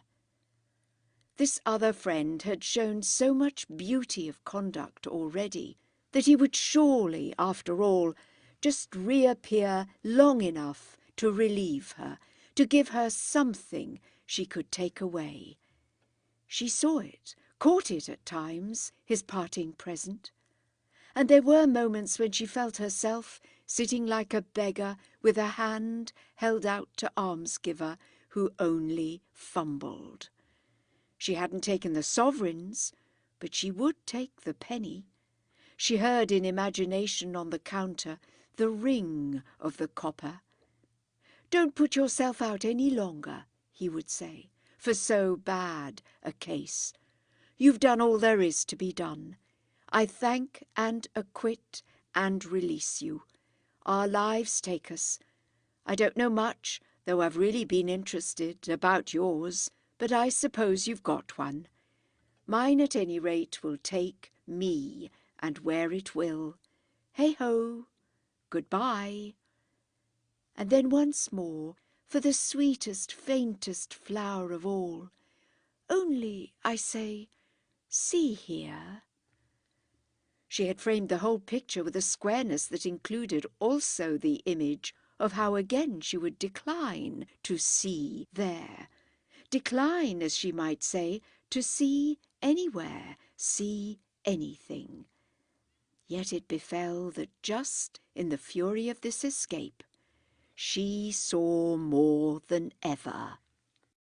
He came back one night with a rush, near the moment of their closing, and showed her a face so different and new, so upset and anxious, that almost anything seemed to look out of it but clear recognition.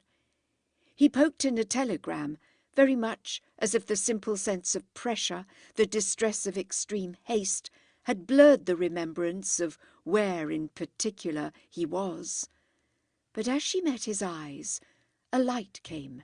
It broke, indeed, on the spot, into a positive, conscious glare.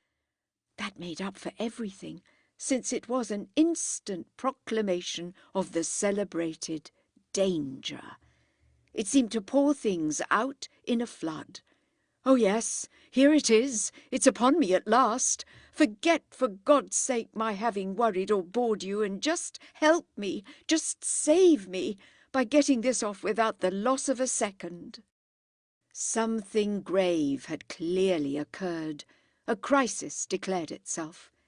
She recognized immediately the person to whom the telegram was addressed, the Miss Dolman of Parade Lodge, to whom Lady Bradeen had wired at Dover on the last occasion, and whom she had then, with her recollection of previous arrangements, fitted into a particular setting.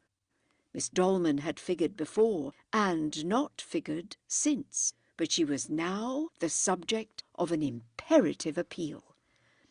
"Absolutely necessary to see you. Take last train Victoria, if you can catch it. If not, earliest morning, and answer me direct either way." "Reply paid?" said the girl. Mr. Buckton had just departed, and the counter-clerk was at the sounder.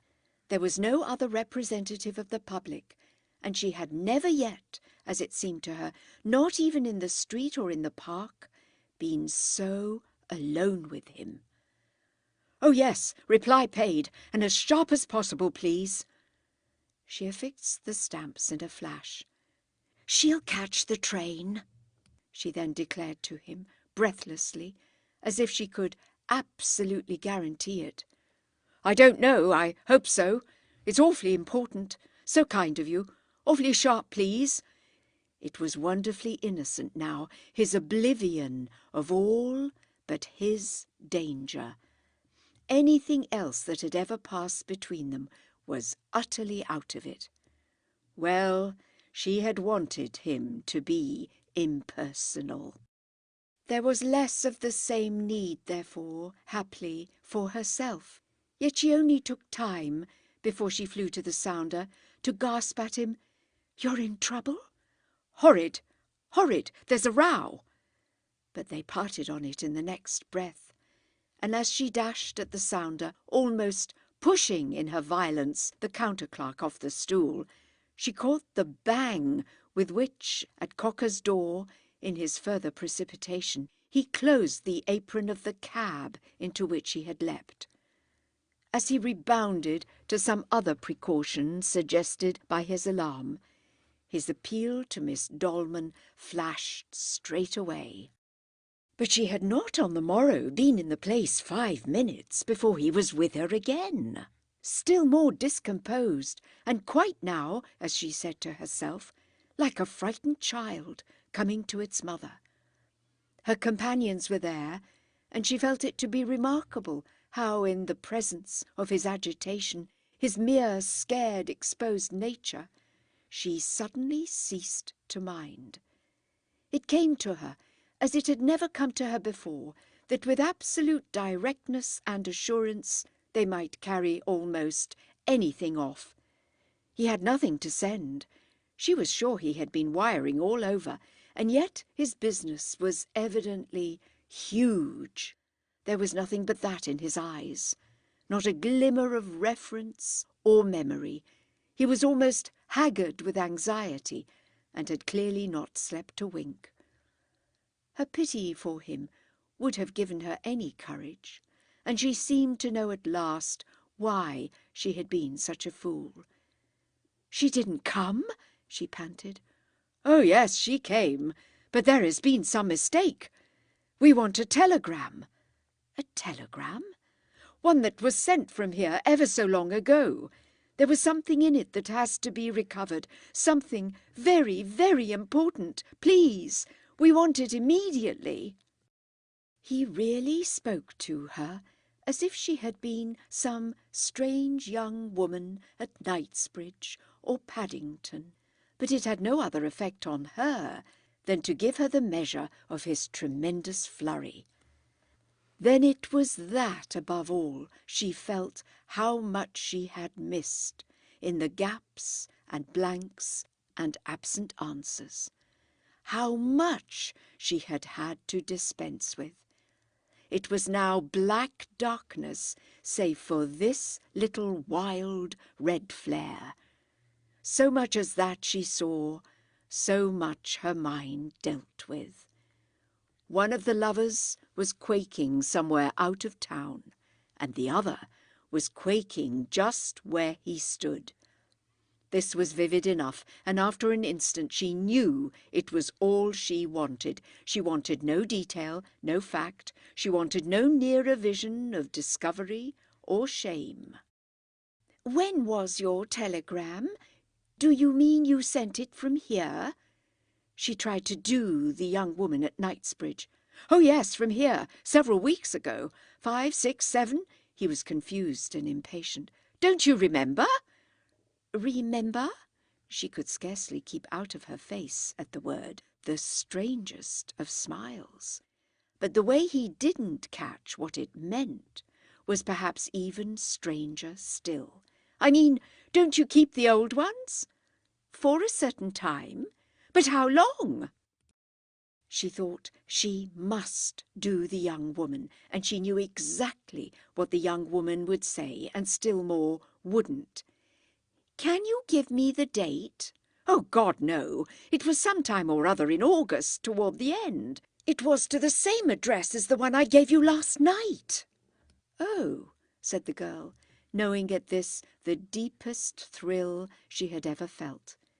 It came to her there, with her eyes on his face, that she held the whole thing in her hand, held it as she held her pencil, which might have broken at that instant in her tightened grip. This made her feel like the very fountain of fate, but the emotion was such a flood that she had to press it back with all her force. That was positively the reason again of her flute-like Paddington tone. "You can't give us anything a little nearer?" Her little and her us came straight from Paddington. These things were no false note for him. His difficulty absorbed them all. The eyes with which he pressed her, and in the depths of which she read terror and rage and literal tears, were just the same he would have shown any other prim person. "I don't know the date. I only know the thing went from here, and just about the time I speak of. It wasn't delivered, you see. We've got to recover it." Chapter 23. She was as struck with the beauty of his plural pronoun as she had judged he might be with that of her own. But she knew now so well what she was about that she could almost play with him and with her newborn joy. "You say, about the time you speak of, but I don't think you speak of an exact time, do you?" He looked splendidly helpless. "That's just what I want to find out. Don't you keep the old ones? Can't you look it up?" Our young lady, still at Paddington, turned the question over. "It wasn't delivered?" "Yes, it was. Yet at the same time, don't you know, it wasn't. He just hung back, but he brought it out. I mean, it was intercepted, don't you know, and there was something in it." He paused again, and as if to further his quest, and woo and supplicate success and recovery, even smiled with an effort at the agreeable that was almost ghastly, and that turned the knife in her tenderness. What must be the pain of it all, of the open gulf and the throbbing fever, when this was the mere hot breath? "We want to get what was in it, to know what it was." I see. She managed just the accent they had at Paddington when they stared like dead fish. And you have no clue? Not at all. I've the clue I've just given you. Oh, the last of August. If she kept it up long enough, she would make him really angry. Yes, and at the address, as I've said. Oh, the same as last night. He visibly quivered, as with a gleam of hope, but it only poured oil on her quietude, and she was still deliberate. She ranged some papers. "Won't you look?" he went on. "I remember your coming," she replied. He blinked with a new uneasiness. It might have begun to come to him through her difference, that he was somehow different himself. "You were much quicker then, you know." "So were you. You must do me that justice," she answered with a smile. "But let me see, wasn't it Dover?" "Yes, Miss Dolman. Parade Lodge, Parade Terrace." "Exactly. Thank you so awfully much." He began to hope again. "Then you have it, the other one." She hesitated afresh. She quite dangled him. "It was brought by a lady?" "Yes, and she put in by mistake something wrong. That's what we've got to get hold of." Heavens, what was he going to say? Flooding poor Paddington with wild betrayals.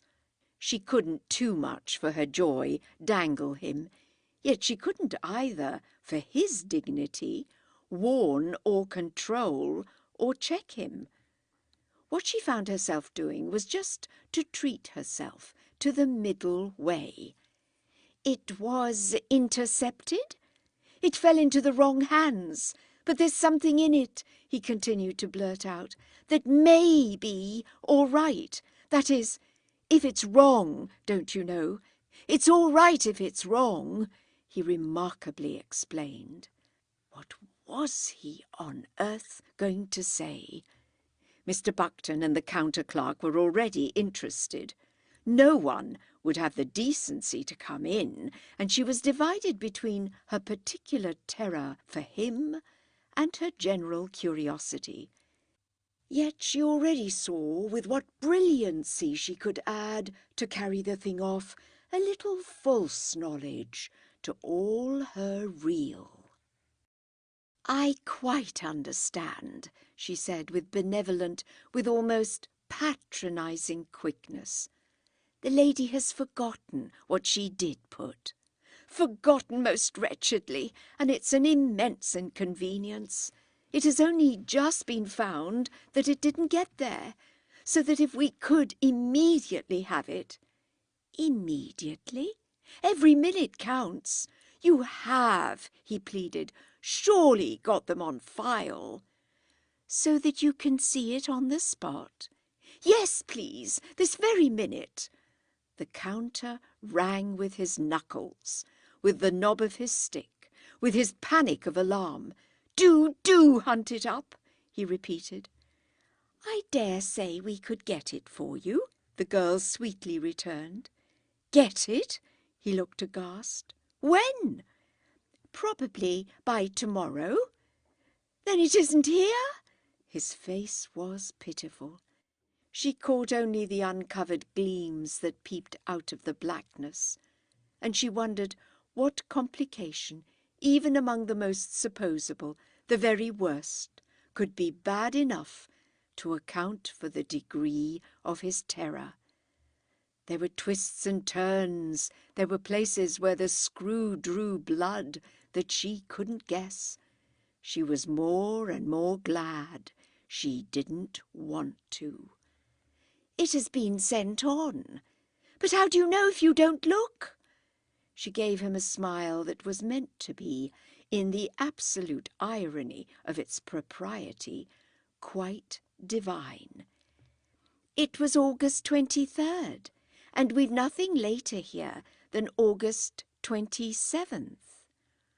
Something leapt into his face. 27th? 23rd? Then you're sure? You know?" She felt she scarce knew what, as if she might soon be pounced upon for some lurid connection with a scandal. It was the queerest of all sensations, for she had heard, she had read of these things, and the wealth of her intimacy with them at Cocker's might be supposed to have schooled and seasoned her. This particular one, that she had really quite lived with, was, after all, an old story. Yet what it had been before was dim and distant, beside the touch under which she now winced. Scandal? It had never been but a silly word. Now it was a great tense surface, and the surface was somehow Captain Everard's wonderful face. Deep down in his eyes, a picture, a scene, a great place, like a chamber of justice, where before a watching crowd, a poor girl, exposed but heroic, swore with a quavering voice to a document, proved an alibi, supplied a link. In this picture she bravely took her place. It was the 23rd. Then can't you get it this morning, or sometime today?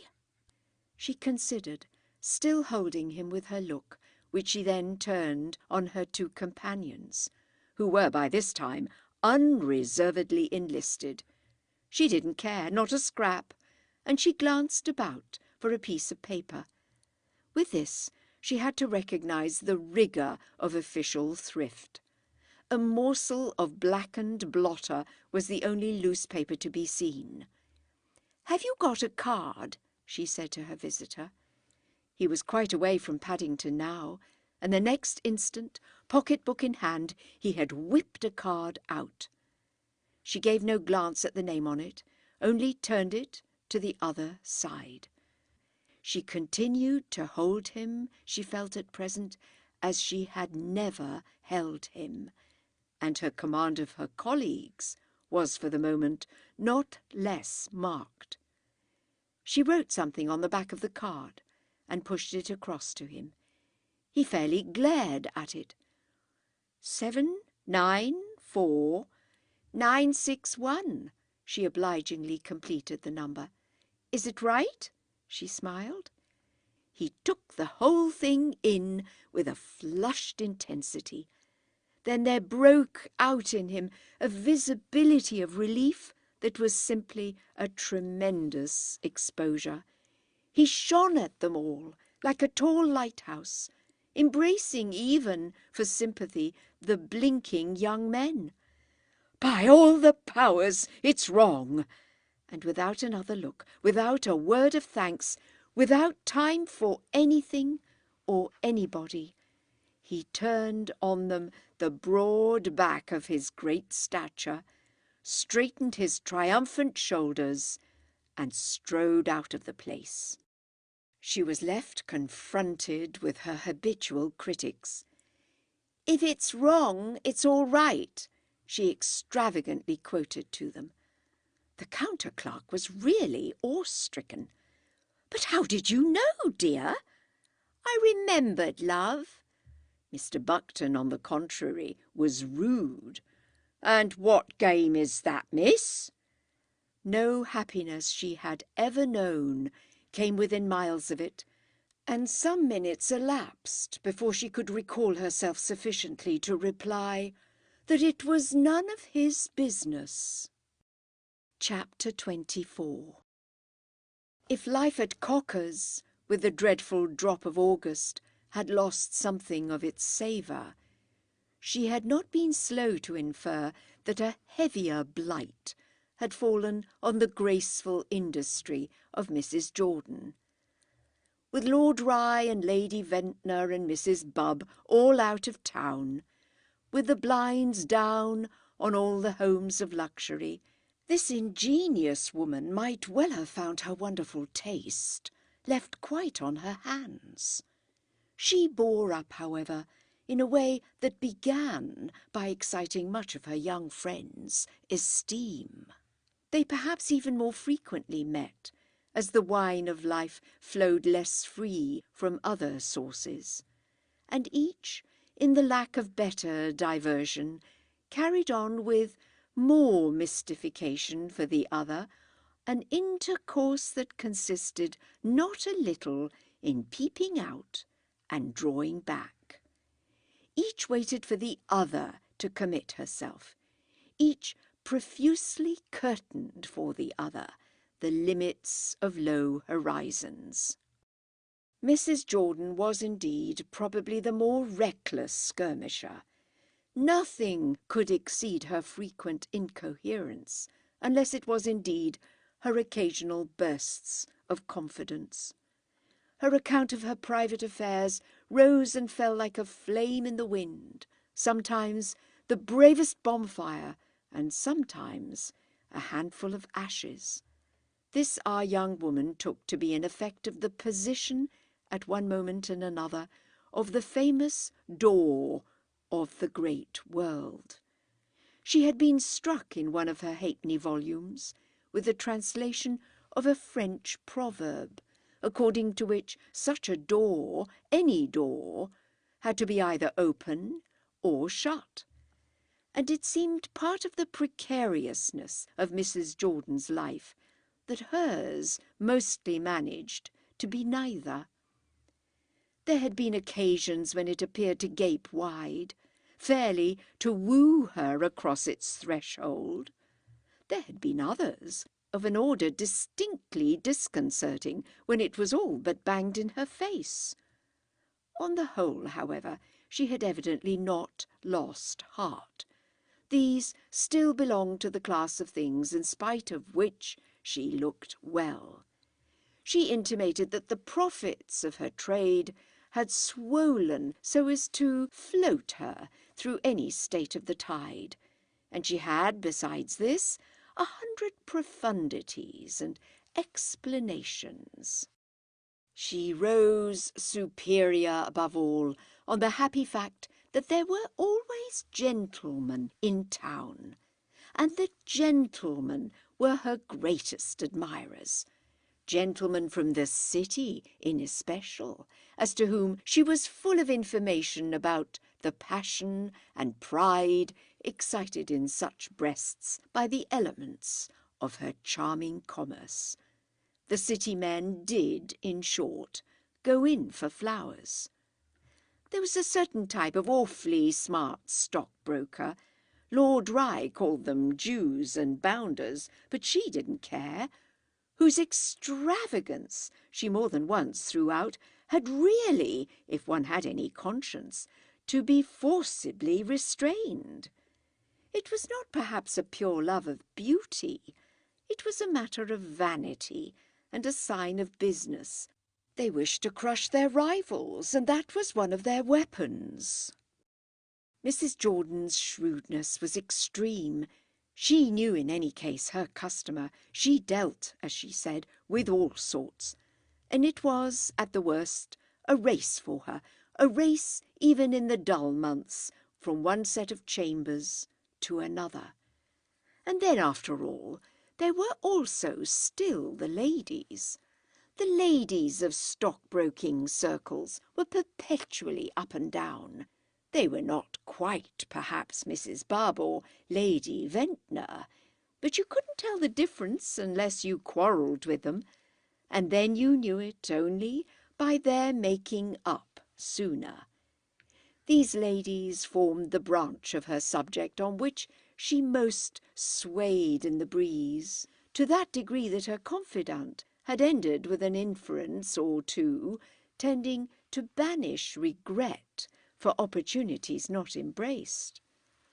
There were indeed tea-gowns that Mrs. Jordan described, but tea-gowns were not the whole of respectability, and it was odd that a clergyman's widow should sometimes speak as if she almost thought so.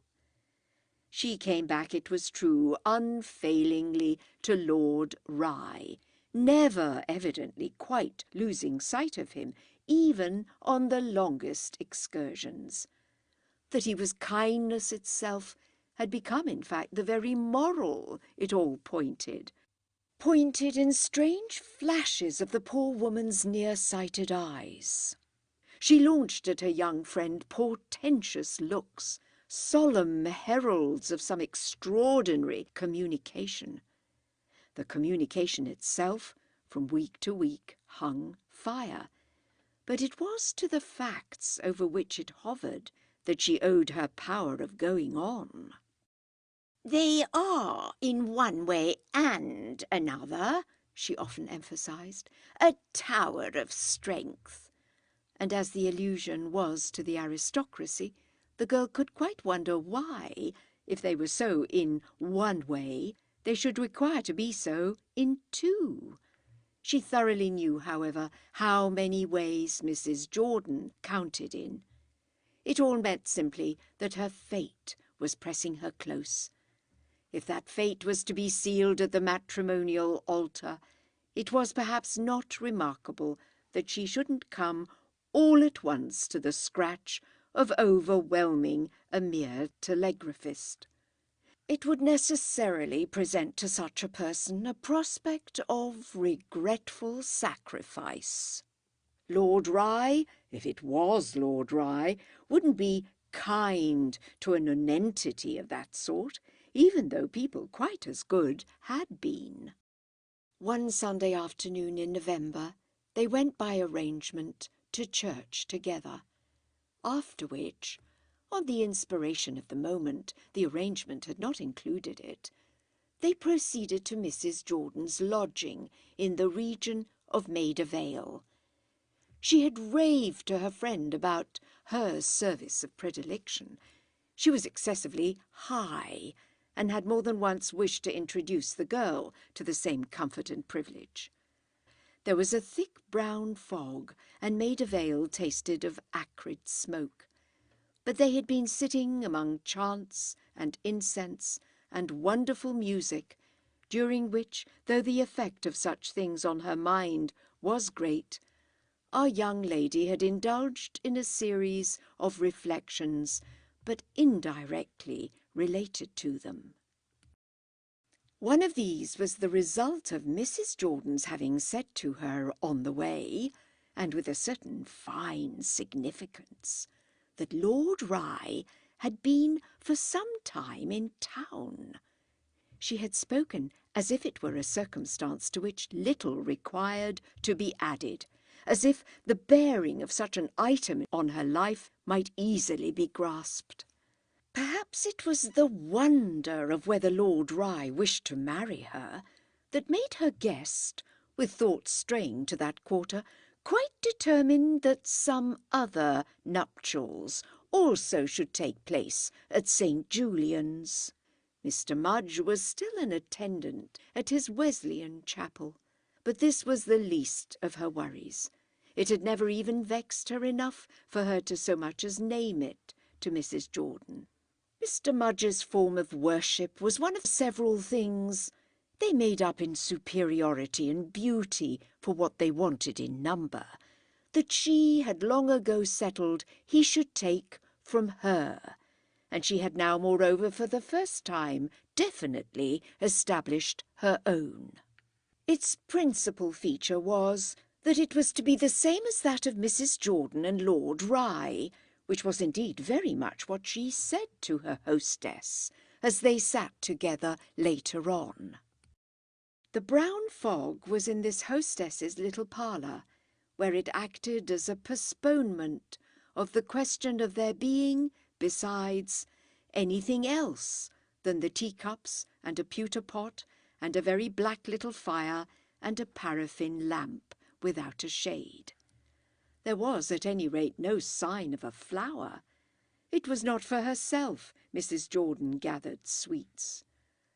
The girl waited till they had had a cup of tea, waited for the announcement that she fairly believed her friend had, this time, possessed herself of her formally at last to make. But nothing came after the interval, save a little poke at the fire, which was like the clearing of a throat for a speech. Chapter 25. "I think you must have heard me speak of Mr. Drake," Mrs. Jordan had never looked so queer, nor her smile so suggestive of a large, benevolent bite. "Mr. Drake? Oh, yes. Isn't he a friend of Lord Rye?" "A great and trusted friend, almost, I may say, a loved friend." Mrs. Jordan's almost had such an oddity that her companion was moved, rather flippantly perhaps, to take it up. "Don't people as good as love their friends when they trust them?" It pulled up a little the eulogist of Mr. Drake. "Well, my dear, I love you." "But you don't trust me?" the girl unmercifully asked. Again Mrs. Jordan paused. Still she looked queer. "Yes," she replied with a certain austerity, "that's exactly what I'm about to give you rather a remarkable proof of." The sense of its being remarkable was already so strong that while she bridled a little, this held her auditor in a momentary muteness of submission. "Mr. Drake has rendered his lordship for several years services that his lordship has highly appreciated, and that makes it all the more unexpected that they should perhaps a little suddenly separate." Separate? Our young lady was mystified, but she tried to be interested, and she already saw that she had put the saddle on the wrong horse. She had heard something of Mr. Drake, who was a member of his lordship's circle, the member with whom, apparently, Mrs. Jordan's avocations had most happened to throw her. She was only a little puzzled at the separation. "Well, at any rate," she smiled, "if they separate as friends—" "Oh, his lordship takes the greatest interest in Mr. Drake's future. He'll do anything for him. He has, in fact, just done a great deal. There must, you know, be changes." "No one knows it better than I," the girl said. She wished to draw her interlocutress out. "There will be changes enough for me." "You're leaving Cocker's?" The ornament of that establishment waited a moment to answer, and then it was indirect. "Tell me what you're doing." "Well, what will you think of it?" "Why, that you found the opening you were always so sure of." Mrs. Jordan on this appeared to muse with embarrassed intensity. "I was always sure, yes, and yet I often wasn't." "Well, I hope you're sure now. Sure, I mean, of Mr. Drake." "Yes, my dear, I think I may say I am. I kept him going till I was." "Then he's yours?" "My very own." "How nice! And awfully rich?" our young woman went on. Mrs. Jordan showed promptly enough that she loved for higher things. "Awfully handsome, 6'2", and he has put by." "Quite like Mr. Mudge, then," that gentleman's friend rather desperately exclaimed. "Oh, not quite." Mr. Drake's was ambiguous about it, but the name of Mr. Mudge had evidently given her some sort of stimulus. "He'll have more opportunity now, at any rate. He's going to Lady Bradeen." "To Lady Bradeen?" This was bewilderment. "Going?" The girl had seen, from the way Mrs. Jordan looked at her, that the effect of the name had been to make her let something out. "Do you know her?" She floundered, but she found her feet. "Well, you'll remember I've often told you that if you've grand clients, I have them too." "Yes," said Mrs. Jordan, "but the great difference is that you hate yours, whereas I really love mine. Do you know Lady Bradeen?" she pursued. "Down to the ground. She's always in and out." Mrs. Jordan's foolish eyes confessed in fixing themselves on this sketch to a degree of wonder and even of envy. But she bore up, and with a certain gaiety, "Do you hate her?" she demanded. Her visitor's reply was prompt. "Dear no, not nearly so much as some of them. She's too outrageously beautiful." Mrs. Jordan continued to gaze. "Outrageously? Well, yes, deliciously." What was really delicious was Mrs. Jordan's vagueness. "You don't know her? You've not seen her?" her guest lightly continued. "No, but I've heard a great deal about her." "So have I," our young lady exclaimed. Jordan looked an instant as if she suspected her good faith, or at least her seriousness. "You know some friend of Lady Bredine's?" "Oh, yes, I know one." "Only one?" The girl laughed out. "Only one, but he's so intimate." Mrs. Jordan just hesitated. "He's a gentleman?" "Yes, he's not a lady." Her interlocutress appeared to muse. "She's immensely surrounded." "She will be with Mr. Drake." Mrs. Jordan's gaze became strangely fixed. "Is she very good-looking?" "The handsomest person I know." Mrs. Jordan continued to contemplate. "Well, I know some beauties." Then, with her odd jerkiness, "Do you think she looks good?" she inquired. "Because that's not always the case with the good-looking?" the other took it up. "No, indeed it isn't. That's one thing Cockers has taught me. Still, there are some people who have everything. Lady Bradeen, at any rate, has enough. Eyes and a nose and a mouth, a complexion, a figure." "A figure?" Mrs. Jordan almost broke in. "A figure, a head of hair." The girl made a little conscious motion that seemed to let the hair all down, and her companion watched the wonderful show. "But Mr. Drake is another?" "Another?" Mrs. Jordan's thoughts had to come back from a distance. "Of her ladyship's admirers. He's going, you say, to her?" At this Mrs. Jordan really faltered. "She has engaged him." "Engaged him?" Our young woman was quite at sea. "In the same capacity as Lord Rye."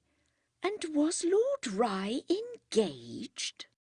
Chapter 26. Mrs. Jordan looked away from her now, looked, she thought, rather injured, and, as if trifled with, even a little angry. The mention of Lady Bradeen had frustrated for a while the convergence of our heroine's thoughts. But with this impression of her old friend's combined impatience and diffidence, they began again to whirl round her, and continued it, till one of them appeared to dart at her out of the dance, as if with a sharp peck. It came to her with a lively shock, with a positive sting, that Mr. Drake was— Could it be possible? With the idea she found herself afresh on the edge of laughter, of a sudden and strange perversity of mirth. Mr. Drake loomed in a swift image before her. Such a figure as she had seen in open doorways of houses in Cocker's Quarter, majestic, middle-aged, erect, flanked on either side by a footman, and taking the name of a visitor. Mr. Drake, then, verily, was a person who opened the door. Before she had time, however, to recover from the effect of her evocation, she was offered a vision which quite engulfed it. It was communicated to her somehow that the face with which she had seen it rise prompted Mrs. Jordan to dash a bit wildly at something, at anything that might attenuate criticism. "Lady Bredine's rearranging. She's going to be married." Married. The girl echoed it ever so softly, but there it was at last. "Didn't you know it?" She summoned all her sturdiness. "No, she hasn't told me." "And her friends, haven't they?" "I haven't seen any of them lately. I'm not so fortunate as you." Mrs. Jordan gathered herself. "Then you haven't even heard of Lord Bredine's death?" Her comrade, unable for a moment to speak, gave a slow headshake. "You know it from Mr. Drake?" It was better, surely, not to learn things at all than to learn them by the butler. "She tells him everything." "And he tells you. I see." Our young lady got up. Recovering her muff and her gloves, she smiled. "Well, I haven't, unfortunately, any Mr. Drake. I congratulate you with all my heart. Even without your sort of assistance, however, there's a trifle here and there that I do pick up. I gather that if she's to marry anyone, it must quite necessarily be my friend." Mrs. Jordan was now also on her feet. "Is Captain Everard your friend?" The girl considered, drawing on a glove. "I saw at one time an immense deal of him." Mrs. Jordan looked hard at the glove, but she hadn't after all waited for that, to be sorry it wasn't cleaner. "What time was that?" "It must have been the time you were seeing so much of Mr. Drake." She had now fairly taken it in. The distinguished person Mrs. Jordan was to marry would answer bells and put on coals and superintend at least the cleaning of boots for the other distinguished person whom she might have had, if she had wished, so much more to say to. "Goodbye," she added, "goodbye." Mrs. Jordan, however, again taking her muff from her, turned it over, brushed it off, and thoughtfully peeped into it. "Tell me this before you go. You spoke just now of your own changes. Do you mean that Mr. Mudge—" "Mr. Mudge has had great patience with me. He has brought me at last to the point. We're to be married next month and have a nice little home. But he's only a grocer, you know." The girl met her friend's intent eyes. "So that I'm afraid that with the set you've got into, you won't see your way to keep up our friendship." Mrs. Jordan for a moment made no answer to this. She only held the muff up to her face, after which she gave it back. "You don't like it? I see, I see." To her guest's astonishment, there were tears now in her eyes. "I don't like what?" the girl asked. "Why, my engagement. Only with your great cleverness," the poor lady quavered out. "You put it in your own way. I mean that you'd cool off. You already have." And on this, the next instant, her tears began to flow. She succumbed to them and collapsed. She sank down again, burying her face and trying to smother her sobs. Her young friend stood there, still in some rigour, but taken much by surprise, even if not yet fully moved to pity. "I don't put anything in any way, and I'm very glad you're suited. Only, you know, you did put to me so splendidly what, even for me, if I had listened to you, it might lead to." Mrs. Jordan kept up a mild, thin, weak wail. Then, drying her eyes, as feebly considered this reminder. "It has led to my not starving," she faintly gasped. Our young lady at this dropped into the place beside her, and now, in a rush, the small silly misery was clear. She took her hand as a sign of pitying it, then, after another instant, confirmed this expression with a consoling kiss. They sat there together. They looked out, hand in hand, into the damp, dusky, shabby little room, and into the future of no such very different suggestion, at last accepted by each. There was no definite utterance on either side of Mr. Drake's position in the great world, but the temporary collapse of his prospective bride threw all further necessary light. And what our heroine saw and felt for in the whole business was the vivid reflection of her own dreams and delusions, and her own return to reality. Reality for the poor things they both were could only be ugliness and obscurity, could never be the escape, the rise. She pressed her friend. She had tact enough for that, with no other personal question, brought on no need of further revelations, only just continued to hold and comfort her, and to acknowledge by stiff little forbearances the common element in their fate. She felt indeed magnanimous in such matters, since if it was very well for condolence or reassurance to suppress just then invidious shrinkings, she yet by no means saw herself sitting down, as she might say, to the same table with Mr. Drake. There would, luckily, to all appearance, be little question of tables, and the circumstance that on their peculiar lines her friend's interests would still attach themselves to Mayfair, flung over Chalk Farm the first radiance it had shown. Where was one's pride and one's passion when the real way to judge of one's luck was by making not the wrong, but the right comparison?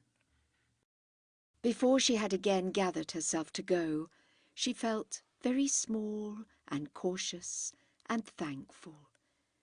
"We shall have our own house," she said, "and you must come very soon and let me show it you." "We shall have our own too," Mrs. Jordan replied, "for don't you know he makes it a condition that he sleeps out." A condition? The girl felt out of it. "For any new position. It was on that he parted with Lord Rye. His lordship can't meet it, so Mr. Drake has given him up. And all for you?" our young woman put it as cheerfully as possible. "For me and Lady Bradeen. Her ladyship's too glad to get him at any price.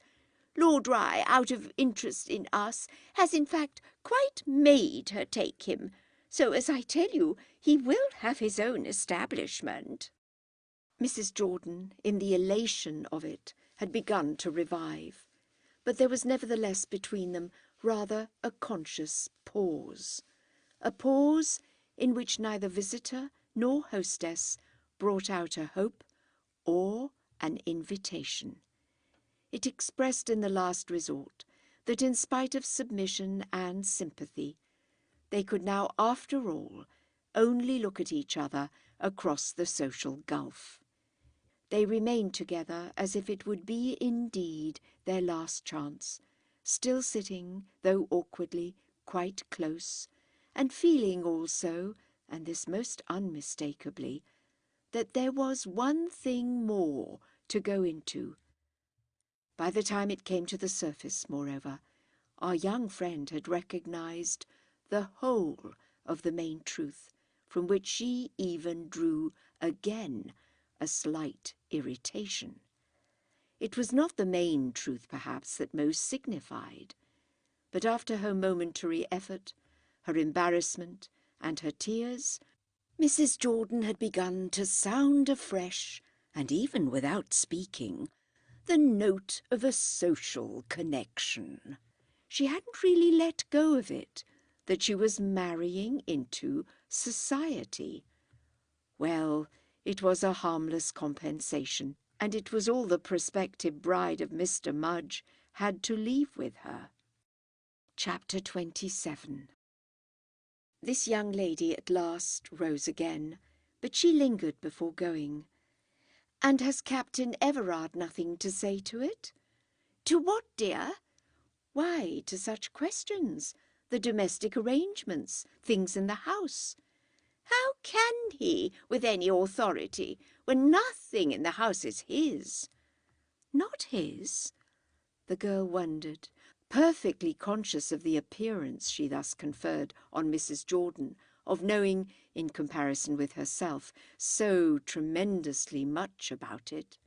Well, there were things she wanted so to get at that she was willing at last, though it hurt her, to pay for them with humiliation. "Why are they not his?" "Don't you know, dear, that he has nothing?" Nothing? It was hard to see him in such a light. But Mrs. Jordan's power to answer for it had a superiority that began on the spot to grow. "Isn't he rich?" Mrs. Jordan looked both generally and particularly informed. "It depends upon what you call. Not at any rate in the least as she is. What does he bring? Think what she has. And then, love, his debts." His debts? His young friend was fairly betrayed into helpless innocence. She could struggle a little, but she had to let herself go. And if she had spoken frankly, she would have said, "Do tell me, for I don't know so much about him as that." As she didn't speak frankly, she only said, "His debts are nothing when she so adores him." Mrs. Jordan began to fix her again, and now she saw that she must only take it all. That was what it had come to.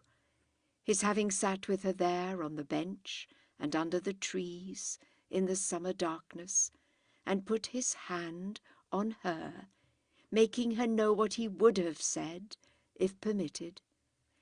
His having returned to her afterwards, repeatedly, with supplicating eyes and a fever in his blood, and her having on her side, hard and pedantic, helped by some miracle, and with her impossible condition, only answered him, yet supplicating back through the bars of the cage, all simply that she might hear of him, now for ever lost, only through Mrs. Jordan, who touched him through Mr. Drake, who reached him through Lady Bradeen. "She adores him, but of course that wasn't all there was about it." The girl met her eyes a minute, then quite surrendered. "What was there else about it?" "Why, don't you know?" Mrs. Jordan was almost compassionate. Her interlocutress had in the cage sounded depths, but there was a suggestion here, somehow, of an abyss quite measureless. "Of course I know she would never let him alone." "How could she? Fancy, when he had so compromised her." The most artless cry they had ever uttered broke at this from the younger pair of lips. "Had he so? Why, don't you know the scandal?" Our heroine recollected there was something, whatever it was, that she knew after all much more of than Mrs. Jordan. She saw him again, as she had seen him come that morning to recover the telegram. She saw him as she had seen him leave the shop. She perched herself a moment on this. "Oh, there was nothing public." "Not exactly public, no. But there was an awful scare and an awful row. It was all on the very point of coming out. Something was lost, something was found. Ah, yes, the girl replied, smiling as if with the revival of a blurred memory. Something was found. It all got about, and there was a point at which Lord Bradeen had to act. Had to, yes, but he didn't. Mrs. Jordan was obliged to admit it. No, he didn't, and then, luckily for them, he died. I didn't know about his death, her companion said. It was 9 weeks ago, and most sudden. It has given them a prompt chance. To get married? This was a wonder. Within 9 weeks? Oh, not immediately, but in all the circumstances, very quietly, and I assure you, very soon. Every preparation's made. Above all, she holds him. Ah, yes, she holds him, our young friend threw off. She had this before her again a minute, then she continued. You mean through his having made her talked about? Yes, but not only that. She has still another pull. Another? Mrs. Jordan hesitated. Why, he was in something. Her comrade wondered. In what? I don't know, something bad. As I tell you, something was found. The girl stared. Well, it would have been very bad for him, but she helped him some way. She recovered it, got hold of it. It's even said she stole it. Our young woman considered afresh. Why, it was what was found that precisely saved him. Mrs. Jordan, however, was positive. I beg your pardon, I happen to know. Her disciple faltered but an instant. Do you mean through Mr. Drake? Do they tell him these things? A good servant, said Mrs. Jordan, now thoroughly superior and proportionately sententious, doesn't need to be told. Her ladyship saved, as a woman so often saves, the man she loves. This time our heroine took longer to recover herself, but she found a voice at last. Ah, well, of course I don't know. The great thing was that he got off. They seemed then in a manner, she added, to have done a great deal for each other. Well, it's she that has done most. She has him tight. I see. Goodbye. The women had already embraced, and this was not repeated. But Mrs. Jordan went down with her guest to the door of the house. Here again the younger lingered, reverting, though 3 or 4 other remarks had on the way passed between them, to Captain Everard and Lady Bradeen. Did you mean just now that if she hadn't saved him, as you call it, she wouldn't hold him so tight? Well, I dare say. Mrs. Jordan on the doorstep smiled with a reflection that had come to her. She took one of her big bites of the brown gloom. Men always dislike one when they've done one an injury. But what injury had he done her?